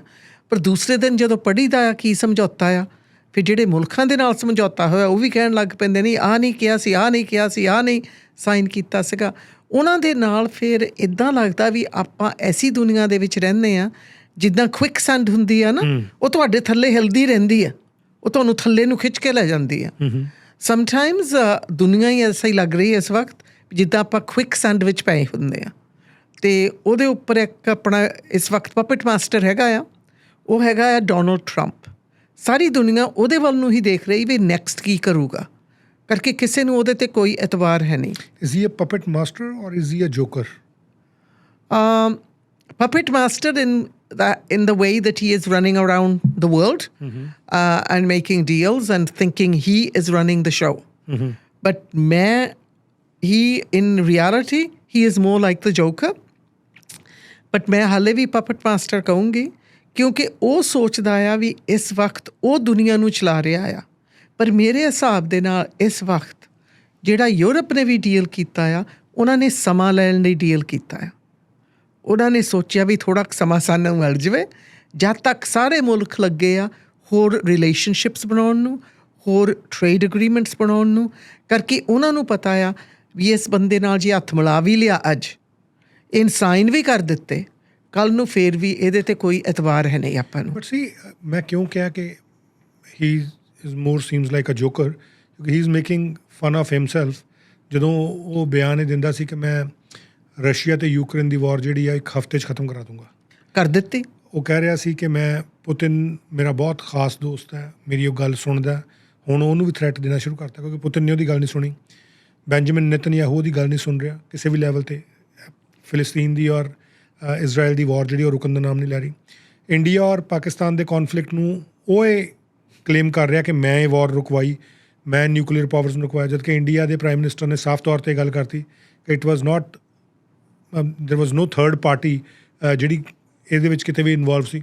ਮੋਰ ਓਵਰ ਉਹਦੇ ਵੱਲੋਂ ਇਹ ਕਿਹਾ ਜਾਣਾ ਕਿ ਚੀਨ ਦੇ ਸ਼ੀ ਜਿਨਪਿੰਗ ਨਾਲ ਮੇਰੇ ਬਹੁਤ ਅੱਛੇ ਤਾਲੁਕ ਹੈ, ਸ਼ੀ ਜਿਨਪਿੰਗ ਨੂੰ ਇਨਵਾਈਟ ਵੀ ਕੀਤਾ ਗਿਆ, ਉਹ ਆਇਆ ਨਹੀਂ। ਚਾਈਨਾ ਦੀ ਮਿਨਿਸਟਰੀ ਆਫ ਫੋਰਨ ਅਫੇਅਰਸ ਇਹ ਕਹਿ ਰਹੀ ਹੈ ਕਿ tariffs are not going to make anyone winner, ਔਰ ਅਸੀਂ ਕਿਸੇ ਵੀ ਕਿਸਮ ਦਾ ਥ੍ਰੈਟ ਪ੍ਰੈਸ਼ਰ ਉਹ ਬਰਦਾਸ਼ਤ ਨਹੀਂ ਕਰਾਂਗੇ। ਸੋ ਯੂਰੋਪੀਅਨ ਯੂਨੀਅਨ ਨਹੀਂ ਸੁਣ ਰਹੀ, UK ਦਾ ਪ੍ਰਾਈਮ ਮਿਨਿਸਟਰ ਜਿਹੜਾ ਬੇਸ਼ੱਕ ਉਹ ਕਿਸੇ ਡੀਲ ਦੇ ਵਿੱਚ ਚਲਾ ਗਿਆ, ਉਹ ਡੀਲ ਕੀ ਹੈ ਉਹ ਖੁੱਲ੍ਹ ਕੇ ਨਹੀਂ ਸਾਹਮਣੇ ਆ ਰਹੀ। ਜਾਪਾਨ ਦੇ ਨਾਲ ਜਿਹੜੀ ਡੀਲ ਹੋਈ ਉਹ ਸਾਹਮਣੇ ਨਹੀਂ ਆ ਰਹੀ। ਸੋ ਇਹ ਕਲੇਮ ਜੋ ਮਰਜ਼ੀ ਕਰੀ ਜਾਏ ਡੋਨਲਡ ਟਰੰਪ, ਪਹਿਲਾਂ ਉਹ ਜਸਟਿਨ ਟਰੂਡੋ ਜਦੋਂ ਪ੍ਰਾਈਮ ਮਿਨਿਸਟਰ ਸੀ ਕੈਨੇਡਾ ਦੇ, ਉਦੋਂ ਵੀ ਉਹ 51st ਸਟੇਟ ਦੀਆਂ ਗੱਲਾਂ ਕਰ ਰਿਹਾ ਸੀ। ਹੁਣ ਵੀ ਉਹ ਕਹਿ ਰਿਹਾ ਕਿ it's very tough to negotiate with Canada, ਔਰ ਹਜੇ ਵੀ ਉਹ ਕਿਸੇ ਪਾਸੇ ਨੂੰ ਆ ਨਹੀਂ ਰਿਹਾ। So I think he is making fool of himself. ਚਾਹੇ ਉਹ ਕਲੇਮ ਜੋ ਮਰਜ਼ੀ ਕਰੇ, ਚਾਹੇ ਉਹ ਆਪਣੇ ਆਪ ਨੂੰ ਸਿਆਣਾ ਕਹੇ ਜਾਂ ਨਾ ਕਹੇ, but what do you think, ਜੇ ਅਸੀਂ ਉਹਨੂੰ ਸਾਈਡ 'ਤੇ ਰੱਖ ਦਈਏ, ਕਿ ਕੈਨੇਡਾ ਦੇ ਕੋਲ ਹੋਰ ਕੋਈ ਆਪਸ਼ਨ ਨਹੀਂ ਹੈ ਅਪਾਰਟ ਫਰੋਮ US? ਕੈਨੇਡਾ ਕੋਲ ਬਹੁਤ ਸਾਰੇ ਆਪਸ਼ਨਸ ਹੈਗੇ ਆ, ਬਟ ਸ਼ੋਰਟ ਟਰਮ ਆਪਾਂ ਨੂੰ ਹਾਲੇ ਵੀ ਅਮਰੀਕਾ ਦੀ ਜ਼ਰੂਰਤ ਹੈਗੀ ਆ। ਕਿਸੇ ਸ਼ੋਰਟ ਟਰਮ ਇੰਨੀ ਵੱਡੀ ਰੀਅਲਾਈਨਮੈਂਟ ਕਰਨ ਨੂੰ ਟਾਈਮ ਲੱਗਦਾ ਆ। ਜਦੋਂ ਕਹਿੰਦੇ ਹੁੰਦੇ ਨਾ ਸਾਡੀ ਫੈਰੀ ਵੀ ਜਾਂਦੀ ਆ, ਛੱਡ ਕੇ ਜਾਂਦੀ ਆ ਟਵਾਸਨ, ਉਹ ਇੱਕਦਮ ਨਹੀਂ ਮੁੜ ਸਕਦੀ, ਉਹਨੂੰ ਰੀਸਟੇਅਰ ਕਰਨ ਨੂੰ ਟਾਈਮ ਲੱਗਦਾ ਆ। ਇਸ ਤਰ੍ਹਾਂ ਹੀ ਜਿਹੜੇ ਵੀ ਅਗਰੀਮੈਂਟਸ ਦੂਸਰੇ ਮੁਲਕਾਂ ਨਾਲ ਹੋਣੇ ਆ, ਫਿਰ ਉਹ ਰਿਸ਼ਤੇ ਬਣਨੇ ਆ, ਫਿਰ ਉਹ ਟਰੇਡ ਮੂਵ ਹੋਣ ਲੱਗਣੀ ਆ, ਉਹਦੇ ਲਈ ਵਕਤ ਲੱਗਣਾ ਆ। ਅਤੇ ਆਪਾਂ ਨੂੰ ਉਹ ਇੰਟਰਿਮ ਪੀਰੀਅਡ ਚਾਹੀਦਾ ਆ।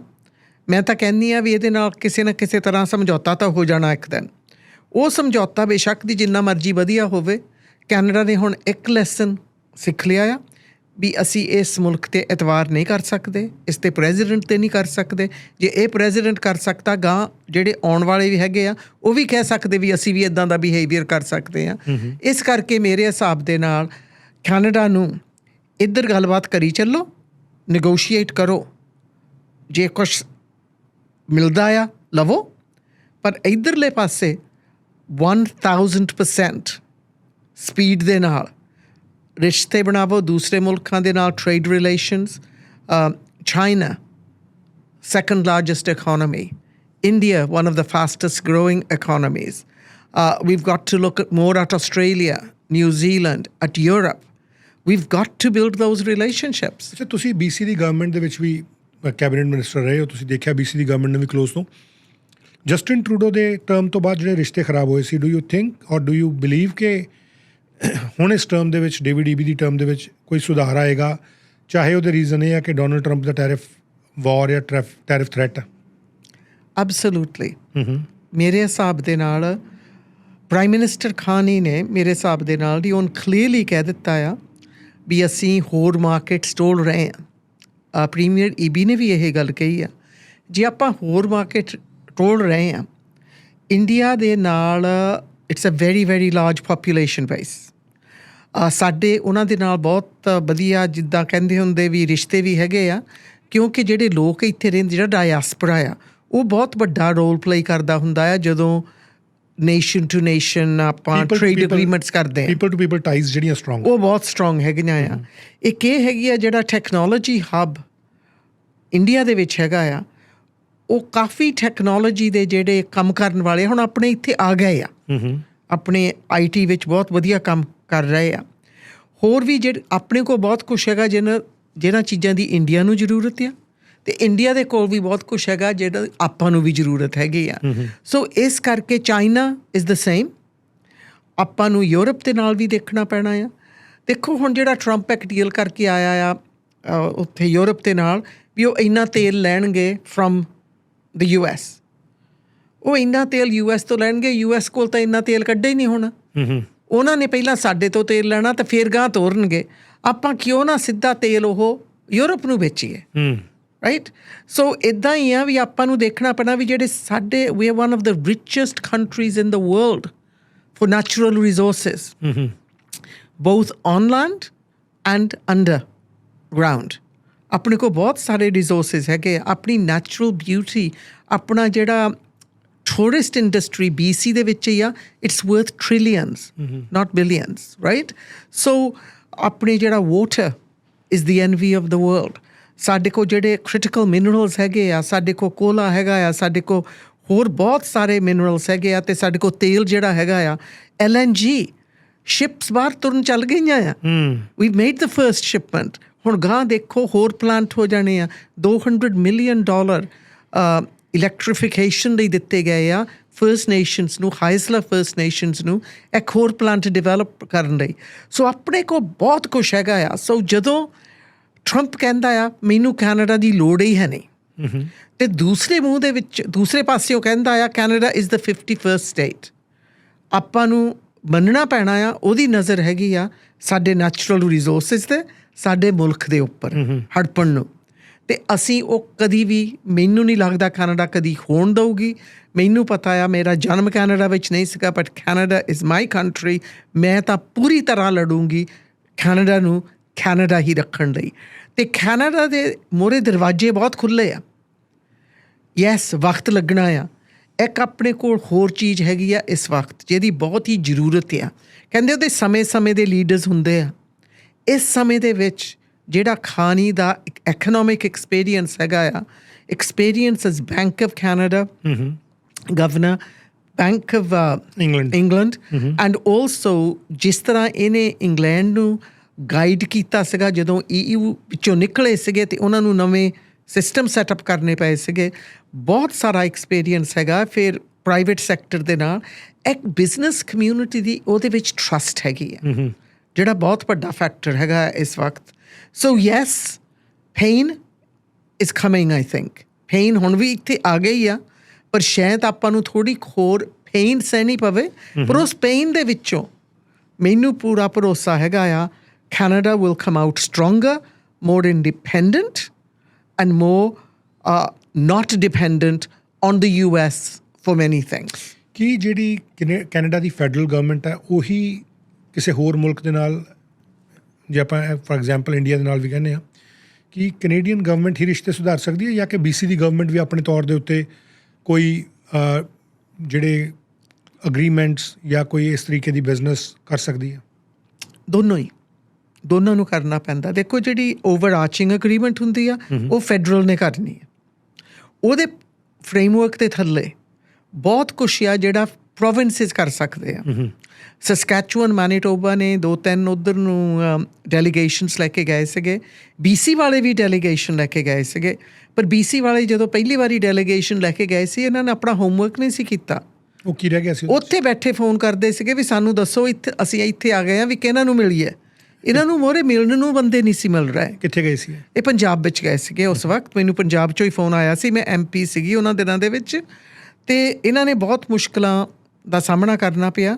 ਉਸ ਤਰੀਕੇ ਨਾਲ ਹੀ ਜਿਸ ਤਰ੍ਹਾਂ ਜਸਟਿਨ ਟਰੂਡੋ ਦੀ ਜਿਹੜੀ ਵਿਜ਼ਿਟ ਇੰਡੀਆ ਨੂੰ ਸੀਗੀ, ਇਹ ਤਾਂ ਲਿਬਰਲ ਨੂੰ ਵੀ ਮੰਨਣਾ ਪੈਣਾ, ਇਟ ਵਾਜ਼ 100% ਡਿਜ਼ਾਸਟਰ। 100% ਉਹਦੀ ਕੋਈ ਸੇਵਿੰਗ ਗ੍ਰੇਸ ਨਹੀਂ ਸੀ।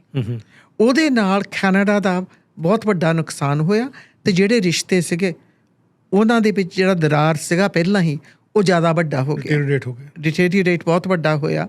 ਇਹ ਵਕਤ ਹੈਗਾ ਆ ਜਿੱਥੇ ਪ੍ਰਾਈਮ ਮਿਨਿਸਟਰ ਖਾਨ ਨੇ ਕਮਿਟਮੈਂਟ ਕੀਤੀ ਆ to look for new markets, ਅਤੇ ਹੁਣ ਕਿਹਾ ਆ ਵੀ ਇੰਡੀਆ ਦੇ ਨਾਲ ਵੀ ਉਹਨਾਂ ਨੇ ਡੀਲ ਕਰਨੀ ਆ। ਉੱਥੇ ਵੀ ਮੋਦੀ ਨੂੰ ਉਹਨਾਂ ਨੇ ਸੱਦਿਆ ਜਦੋਂ ਇੱਥੇ G7 ਦੀ ਮੀਟਿੰਗ ਹੋਈ ਸੀਗੀ, ਉੱਥੇ ਵੀ ਉਹਨਾਂ ਦੀ ਗੱਲਬਾਤ ਚੱਲ ਰਹੀ ਆ। ਦੇਖੋ, ਜਿਹੜਾ ਵੀ ਮੁਲਕ ਅੱਖ ਬੰਦ ਕਰ ਲਊਗਾ ਇਸ ਵਕਤ, ਕਹੂਗਾ ਵੀ ਜਿਹੜਾ ਸਭ ਤੋਂ ਫਾਸਟੈਸਟ ਗਰੋਇੰਗ ਵਰਲਡ ਇਕੋਨਮੀ ਆ ਵੀ ਅਸੀਂ ਉਹਦੇ ਵੱਲ ਨੂੰ ਦੇਖਣਾ ਵੀ ਨਹੀਂ, ਉਹ long term it's not smart, not good business, not good economics. Now BC ਦੇ ਕੋਲ, ਕੈਨੇਡਾ ਦੇ ਕੋਲ ਮਿਸ਼ਨਸ ਹੈਗੇ ਆ, ਉੱਥੇ ਕੌਂਸਲਸ ਹੈਗੀਆਂ ਆ। ਮੈਂ ਵਿਜ਼ਿਟ ਕੀਤੀਆਂ ਸਾਰਿਆਂ ਨੂੰ ਜਦੋਂ ਮੈਂ MP ਸੀਗੀ। ਪਰ BC ਦੇ ਕੋਲ ਵੀ ਉੱਥੇ ਆਫਿਸਿਸ ਹੈਗੇ ਆ, ਟ੍ਰੇਡ ਕਮਿਸ਼ਨਸ ਹੈਗੇ ਆ। ਜਦੋਂ ਦਿੱਲੀ ਦੇ ਵਿੱਚ ਹੈਗਾ ਆ, ਜਿਹੜਾ ਬੰਗਲੌਰ ਵਿੱਚ ਆ ਉਦੋਂ ਖੁੱਲ੍ਹਿਆ ਸੀ ਜਦੋਂ ਅਸੀਂ ਗਏ ਸੀਗੇ, ਅਤੇ ਆਪਣੇ ਦਿੱਲੀ ਵਿੱਚ ਹੈਗਾ ਆ। ਅਤੇ ਸੋ ਇਹਨਾਂ ਦੇ ਥਰੂ ਬਹੁਤ ਕੁਛ ਕਰ ਸਕਦੇ ਆ। ਇਸ ਵਕਤ ਇੰਡੀਆ ਨੂੰ ਵੀ ਐਨਰਜੀ ਦੀ ਜ਼ਰੂਰਤ ਹੈਗੀ ਆ। ਇੰਡੀਆ ਨੂੰ ਲੱਕੜੀ ਦੀ ਵੀ ਜ਼ਰੂਰਤ ਹੈਗੀ ਆ, ਜਿਹੜੀ ਆਪਣੇ ਕੋਲ ਹੈਗੀ ਆ, ਰਾਈਟ, ਇਨ ਅਬੰਡੈਂਟ ਸਪਲਾਈ। ਹੋਰ ਗਾ ਜਿੱਦਾਂ ਓਇਲ ਦੀ ਗੱਲ ਆ ਜਾਂਦੀ ਆ, we've got oil, we've got LNG। ਪਰ ਜਿਹੜੀ ਤੁਸੀਂ ਇਹ ਗੱਲ ਕਹੀ ਕਿ ਜਦੋਂ BC ਦੀ ਗਵਰਨਮੈਂਟ ਸੀ ਇੱਥੇ when you were MP, ਔਰ ਉੱਥੇ ਜਾ ਕੇ ਉਹਨਾਂ ਨੂੰ ਪਤਾ ਹੀ ਨਹੀਂ ਸੀ ਗੱਲ ਕੀ ਕਰਨੀ ਹੈ, ਸਾਨੂੰ ਥੋੜ੍ਹਾ ਜਿਹਾ ਉਹਦੇ ਬਾਰੇ ਦੱਸੋ ਕਿ ਕੌਣ ਉਸ ਵੇਲੇ ਪ੍ਰੀਮੀਅਰ ਸੀ, ਔਰ ਜਦੋਂ ਇੱਥੋਂ ਗਏ ਸੀ ਤਾਂ ਕੀ ਸੋਚ ਕੇ ਗਏ, ਅਤੇ ਉੱਥੋਂ ਜਾ ਕੇ ਜਦੋਂ ਉਹਨਾਂ ਨੇ ਫੋਨ ਕਰਨੇ ਸ਼ੁਰੂ ਕੀਤੇ ਤੁਹਾਨੂੰ, ਤਾਂ ਕਿੱਦਾਂ ਦੀ ਗੱਲਬਾਤ ਹੋ ਰਹੀ ਸੀ? ਦੇਖੋ, ਕ੍ਰਿਸਟੀ ਕਲਾਰਕ ਸੀਗੀ ਪ੍ਰੀਮੀਅਰ ਉਸ ਵਕਤ, ਉਹ ਡੈਲੀਗੇਸ਼ਨ ਦੇ ਨਾਲ ਗਈ ਸੀਗੀ। ਪਰ ਮੋਹਰੇ ਜਿਹੜੀ ਸਰਕਾਰ ਸੀਗੀ ਉਹਨਾਂ ਨੇ ਵੀ ਗੇਮ ਪਲੇ ਕੀਤੀ। ਉਹਨਾਂ ਨੂੰ ਵਕਤ ਨਹੀਂ ਸੀ ਦਿੰਦੇ, ਰਾਈਟ। ਐਂਡ ਮੇਰੇ ਹਿਸਾਬ ਦੇ ਨਾਲ ਅਸੀਂ ਜਿਹੜੇ ਨਾ ਦੂਸਰੇ ਮੁਲਕਾਂ ਨੂੰ ਟ੍ਰਿਪਸ 'ਤੇ ਜਾਈਦਾ ਆ, ਟ੍ਰੇਡ ਮਿਸ਼ਨਸ 'ਤੇ, ਜੇ ਤੁਸੀਂ ਸਿਰਫ ਫਰੈਂਡਸ਼ਿਪ ਲਈ ਜਾਣਾ ਆ, ਟੂ ਬਿਲਡ ਰਿਲੇਸ਼ਨਸ਼ਿਪ, ਜਿੱਦਾਂ ਕਈ ਲੋਕ ਤਾਈਵਾਨ ਨੂੰ ਜਾਂਦੇ ਆ, ਉਹ ਡਿਫਰੈਂਟ ਹੁੰਦਾ ਆ। ਜੇ ਤੁਸੀਂ ਉੱਥੇ ਜਾਣਾ ਆ ਟੂ ਗਰੋ ਦ ਬਿਜ਼ਨਸ, ਤੁਹਾਨੂੰ ਹੋਮਵਰਕ ਪਹਿਲਾਂ ਕਰਨਾ ਚਾਹੀਦਾ, ਮੀਟਿੰਗਸ ਪਹਿਲਾਂ ਸੈਟਅਪ ਹੋਣ, ਸਕੈਜੂਲ ਪੱਕਾ ਬਣਿਆ ਆ ਹੋਵੇ ਅਤੇ ਤੁਹਾਡੇ ਕੋਲ ਆਊਟਕਮ ਲਿਸਟ ਹੋਣਾ ਚਾਹੀਦਾ ਆ ਵੀ ਆਹ ਸਾਡੇ ਐਕਸਪੈਕਟੇਸ਼ਨਸ ਆ, ਵੀ ਸਾਡੀ ਜਦੋਂ ਮੀਟਿੰਗ ਐਂਡ ਹੋਊਗੀ ਸਾਡੇ ਐਕਸਪੈਕਟੇਸ਼ਨਸ ਆ ਉਹਦੇ ਆਊਟਕਮ ਹੋਣਗੇ। ਹੋਣ ਨਾ ਹੋਣ ਉਹ ਡਿਫਰੈਂਟ ਗੱਲ ਹੁੰਦੀ ਆ, ਪਰ ਜੇ ਤੁਸੀਂ ਦੂਸਰੇ ਮੁਲਕ ਨੂੰ ਐਨ ਪੂਰਾ ਪਲਾਨ ਬਣਾ ਕੇ ਬਗੈਰ ਨਾ ਜਾਵੋ, ਬਿਕੋਜ਼ ਉੱਥੇ ਦੀ ਸਿਆਸਤ ਵੀ ਬਿਜ਼ੀ ਆ, ਇੱਥੇ ਦੀ ਵੀ ਬਿਜ਼ੀ ਆ। ਆਪਣੇ ਜੇ ਇੱਥੇ ਅੱਜ ਆ ਜਾਵੇ ਕਵੇ ਅਸੀਂ ਪ੍ਰੀਮੀਅਰ ਨਾਲ ਕੱਲ੍ਹ ਨੂੰ ਮੀਟਿੰਗ ਕਰਨੀ ਆ, ਇਹ ਗੱਲ ਸੌਖੀ ਹੈ ਨਹੀਂ ਗੀ। So planning is very very important. ਜਦੋਂ ਜੌਨ ਹੋਗਨ ਸਾਡੇ ਨਾਲ ਸੀਗੇ, ਅਸੀਂ ਉਦੋਂ ਟ੍ਰਿਪ ਪਲਾਨ ਕਰਨ ਲੱਗੇ ਸੀਗੇ ਅਤੇ ਮੇਰੀ ਤਾਂ ਇੱਕੋ ਹੀ ਸਲਾਹ ਸੀਗੀ ਉਹਨਾਂ ਦਿਨਾਂ ਦੇ ਵਿੱਚ, ਹਾਲੇ ਹੁਣ ਵਕਤ ਹੈ ਨਹੀਂ। ਤੁਸੀਂ ਮਿਨਿਸਟਰ ਸੀ ਉਦੋਂ? ਹਾਂਜੀ, Minister of Citizen Services. This is not the right time. We need to do our homework first. What was the reason for and that? we need to have a plan. But what was the reason for not going there? Because to say in 2 months we're going to plan a trip to India makes no sense to me. You as a government first have to have a plan. ਆ minister ਅਸੀਂ ਲੈ ਕੇ ਜਾਣੇ ਆ, ਇੱਦਾਂ ਦੀਆਂ ਸਾਨੂੰ ਉੱਥੇ meeting ਚਾਹੀਦੀਆਂ ਆ, ਪਹਿਲਾਂ ਉਹ ਮੀਟਿੰਗ ਸੈਟਅਪ ਹੋ ਜਾਣ, ਫਿਰ ਤੁਸੀਂ ਜਾਵੋ। ਇਹ ਬਿਨਾਂ ਪਲੈਨਿੰਗ ਨੋ ਤੁਸੀਂ ਬਹੁਤ ਜਦੋਂ ਜਲਦੀ ਕਰ ਲੈਂਦੇ ਆ। ਮੈਂ ਇਹੀ ਕਿਹਾ ਸੀਗਾ take your time and make a plan. ਇਹ ਨਹੀਂ ਸੀ ਕਿ ਕਦੀ ਵੀ ਨਹੀਂ ਜਾਣਾ, go when it's a good time. ਪਰ ਇਹ ਸਲਾਹ ਕੌਣ ਦਿੰਦਾ ਸੀਗਾ ਕਿ, ਤੇ ਨਾਲੇ ਜਦੋਂ ਇਹ ਸਲਾਹ ਕੌਣ ਦਿੰਦਾ ਸੀ ਕਿ ਚਲੋ ਚਲੀਏ, ਉੱਠੀਏ ਤੇ ਚਲੀਏ? ਦੇਖੋ ਬਹੁਤ ਸਾਰੇ ਹੁੰਦੇ ਜਿਨ੍ਹਾਂ ਨੂੰ ਹੁੰਦਾ ਸੀ ਇੰਡੀਆ ਚੱਲ ਗਏ ਆ, ਉੱਥੇ ਜਾ ਕੇ ਅਸੀਂ ਆਪਣੇ ਜਾ ਕੇ ਤਾਜ ਮਹਿਲ ਦੇਖ ਲਿਆ, ਅਸੀਂ ਅੰਮ੍ਰਿਤਸਰ ਚੱਲ ਗਏ ਆ ਅਤੇ ਫੋਟੋ ਖਿਚਾ ਲਈ ਆ, ਅਤੇ ਉੱਥੇ ਆ ਕੁਛ ਹੋ ਗਿਆ ਵੀ ਅਸੀਂ ਇੰਡੀਆ ਦੇਖ ਆਂਦੀ, ਇੰਡੀਆ ਆ ਗਏ ਆ। ਮੈਂ ਤਾਂ ਇਹੀ ਗੱਲ ਕਹੀ ਸੀਗੀ ਉਦੋਂ ਜੌਨ ਹੋਗਨ ਨੂੰ ਵੀ, ਮੈਂ ਕਿਹਾ ਜੇ ਸਿਰਫ ਫੋਟੋ ਚਾਹੀਦੀ, ਫੋਟੋ ਤਾਂ ਆਪਾਂ ਇੱਥੇ ਬੈਠੇ ਬਣਾ ਸਕਦੇ, right. I really am a believer, ਜਿਹੜੇ ਸਾਡੇ ਲੋਕਾਂ ਦੇ ਪੈਸੇ ਆ, ਟੈਕਸ ਪੇਅਰਸ ਮਨੀ, ਇਹ ਬਹੁਤ ਹੀ ਕੀਮਤੀ ਚੀਜ਼ ਹੁੰਦੀ ਹੈ। ਉਹ ਸਾਡੇ 'ਤੇ ਟਰਸਟ ਰੱਖਦੇ ਆ। ਜੇ ਅਸੀਂ ਐਡਾ ਵੱਡਾ ਪੈਰ ਚੁੱਕ ਕੇ ਦੂਸਰੇ ਮੁਲਕ ਨੂੰ ਜਾਣਾ ਆ, ਫਿਰ ਸਾਨੂੰ 1 year's ਪਲਾਨਿੰਗ ਦੀ ਚਾਹੀਦੀ ਆ, ਸਪੈਸ਼ਲੀ ਜੇ ਤੁਸੀਂ ਪਹਿਲੀ ਵਾਰੀ ਚੱਲੇ ਆ ਸਿਆਸਤ ਦੇ ਵਿੱਚ। ਅੱਗੇ ਦੇਖੋ ਇੱਥੋਂ ਸਰੀ ਨੇ ਵੀ 2 ਗੇੜੇ ਮਾਰੇ ਸੀਗੇ, ਸਰੀ ਵਾਲਿਆਂ ਨੇ ਵੀ। ਸਿਟੀ ਆਫ ਸਰੀ ਨੇ ਆਪਣੇ ਸਰੀ ਬੋਰਡ ਆਫ ਟ੍ਰੇਡ ਵਾਲੇ ਵੀ ਗਏ ਸੀਗੇ। ਉਹਨਾਂ ਦੇ ਨਾਲ ਜਦੋਂ ਵੀ ਮੇਰੀ ਗੱਲਬਾਤ ਹੋਈ, ਉਹਨਾਂ ਨੇ ਇਹੀ ਕਿਹਾ ਵੀ ਜੋ ਕੁਛ ਅਸੀਂ ਚਾਹੁੰਦੇ ਸੀਗੇ ਸਾਨੂੰ ਮਿਲਿਆ ਨਹੀਂ। ਸਿਟੀ ਆਫ ਸਰੀ ਗਏ ਇੱਥੋਂ? ਹਾਂਜੀ। ਅਤੇ ਡਗ ਮਖਲਮ ਜਾਇਆ ਆ, and I think Diane went as well, Diana Watts, yeah. And ਉਹਨਾਂ ਦਿਨਾਂ ਦੇ ਵਿੱਚ ਮੈਂ ਇੱਕੋ ਹੀ ਸਵਾਲ ਰੱਖਦੀ ਸੀਗੀ, ਪਰ ਤੁਹਾਡਾ ਪਲਾਨ ਸੀਗਾ ਕੀ ਜਾਣ ਤੋਂ ਪਹਿਲਾਂ? ਸੋ ਆਈ have 100% confidence Prime Minister Khani will not go on international trips or send people unless they have a plan. ਦੇਖੋ ਹਰੇਕ ਟ੍ਰਿਪ ਦਾ ਡਿਫਰੈਂਟ ਮਕਸਦ ਹੁੰਦਾ। ਜੇ ਤੁਸੀਂ ਹੈਗੇ ਆ foreign affairs minister, you going for different reasons. ਜੇ ਤੁਸੀਂ ਟ੍ਰੇਡ ਮਿਸ਼ਨ ਲਈ ਜਾ ਰਹੇ ਆ, then you going for a trade mission. ਮੈਂ ਅਫੀਸ਼ੀਅਲ ਟ੍ਰਿਪਸ ਕੀਤੀਆਂ ਇੰਡੀਆ ਨੂੰ, ਗਵਰਨਰ ਜਨਰਲ ਦੇ ਨਾਲ ਵੀ ਗਏ ਸੀਗੇ, ਜਹਾਜ਼ ਭਰਿਆ ਸੀਗਾ, ਬਿਜ਼ਨਸ ਕਮਿਊਨਿਟੀ ਵੀ ਸੀ, ਰਿਪੋਰਟਰਸ ਵੀ ਸੀ, ਗਵਰਨਰ ਜਨਰਲ ਵੀ ਨਾਲ ਸੀਗਾ। It was a very very good trip. ਅਸੀਂ ਬਹੁਤ ਵਧੀਆ ਅਗਰੀਮੈਂਟਸ ਵੀ ਸਾਈਨ ਕਰਕੇ ਆਏ ਸੀ। ਕਿੱਦਾਂ ਦੀ ਪਲੈਨਿੰਗ ਜਾਣ ਤੋਂ ਪਹਿਲਾਂ ਕੀਤੀ ਗਈ ਸੀ ਉਸ ਟਾਈਮ 'ਤੇ? ਉਸ ਟਾਈਮ ਦੇ ਵਿੱਚ ਜਿਹੜੀਆਂ ਵੀ ਓਵਰ ਆਰਚਿੰਗ ਅਗਰੀਮੈਂਟਸ ਬਣਦੀਆਂ ਆ, IT ਸੈਕਟਰ ਦੇ ਨਾਲ, ਸਾਡੇ ਐਨਰਜੀ ਸੈਕਟਰ ਦੇ ਨਾਲ, ਉਹਨਾਂ ਦੇ ਨਗੋਸ਼ੀਏਸ਼ਨ ਸਾਰੇ ਉੱਥੇ ਸਟਾਫ ਬੈਠਾ ਹੁੰਦਾ, ਉਹ ਕਰ ਰਹੇ ਸੀਗੇ। ਉਹਨਾਂ ਦੇ ਚੱਕਰ ਦੇ ਵਿੱਚ ਅਸੀਂ ਗਏ ਸੀਗੇ। ਅਤੇ ਪਰ ਉਹ ਜਿਹੜੇ ਰਿਲੇਸ਼ਨਸ਼ਿਪ ਗਵਰਨਰ ਜਨਰਲ ਕਰਦਾ ਹੁੰਦਾ ਆ, those are to build relationships. ਅਤੇ ਅਸੀਂ ਉਹ ਵੀ ਕੀਤਾ, ਅਸੀਂ ਗਵਰਨਰ ਜਨਰਲ ਨਾਲ ਵੀ ਮਿਲੇ, ਅਸੀਂ ਉੱਥੇ ਐਕਸਚੇਂਜ ਵਿੱਚ ਵੀ ਗਏ ਆਪਣੇ ਮੁੰਬਈ ਦੇ ਵਿੱਚ। ਮੈਂ ਜਿਹੜੀ ਐਗਰੀਕਲਚਰਲ ਯੂਨੀਵਰਸਿਟੀ ਹੈਗੀ ਆ ਸਾਊਥ ਬੰਗਲੌਰ, ਉੱਥੇ ਜਾ ਕੇ ਵੀ ਦੇਖਿਆ ਵੀ ਕਿਸ ਤਰ੍ਹਾਂ ਦੀ ਫਸਲ ਦੀ ਐਕਸਪੈਰੀਮੈਂਟੇਸ਼ਨ ਹੋ ਰਹੀ ਆ, ਕਿਸ ਤਰੀਕੇ ਦੇ ਨਾਲ ਉਹ ਬੂੰਦ ਪਾਣੀ ਦੇ ਨਾਲ ਫਸਲ ਨੂੰ ਉਗਾ ਰਹੇ ਆ। ਟੈਕਨੋਲੋਜੀ ਸੈਕਟਰ ਦਾ ਮੈਂ ਉੱਥੇ ਜਾ ਕੇ ਬਹੁਤ ਕੁਛ ਸਿੱਖਿਆ, ਬਹੁਤ ਕੁਛ ਪੜ੍ਹਿਆ ਸੀ। ਪਰ ਜਦੋਂ ਤੁਸੀਂ ਆਪਣੇ ਅੱਖੀਂ ਜਾ ਕੇ ਬੰਗਲੌਰ ਨੂੰ ਦੇਖਦੇ ਆ ਨਾ, ਅਤੇ IT ਸੈਕਟਰ ਵਿੱਚ ਜਾਂਦੇ ਆ, ਤੁਸੀਂ ਆ ਕੇ ਕਹਿੰਦੇ ਵੀ ਸਾਡੇ ਕੋਲ ਤਾਂ ਇੱਥੇ ਕੱਖ ਵੀ ਹੈ ਨਹੀਂ ਗਾ। ਉਹਨਾਂ ਦੇ ਹਿਸਾਬ ਦੇ ਨਾਲ ਉੱਥੇ ਮੈਂ ਉਹ ਚੀਜ਼ਾਂ ਦੇਖੀਆਂ ਜਿਹੜੀਆਂ ਇੱਥੇ ਐਕਸਪੈਰੀਮੈਂਟਲ ਸਟੇਜ ਸੀ, ਉੱਥੇ ਵੀ ਸੀ, ਬਟ ਬਹੁਤ ਓਪਨ ਸੀ। ਉਹਨਾਂ ਦਾ ਜਿਹੜਾ IT sector was humming and you could feel that energy in it. Research centers, absolutely amazing.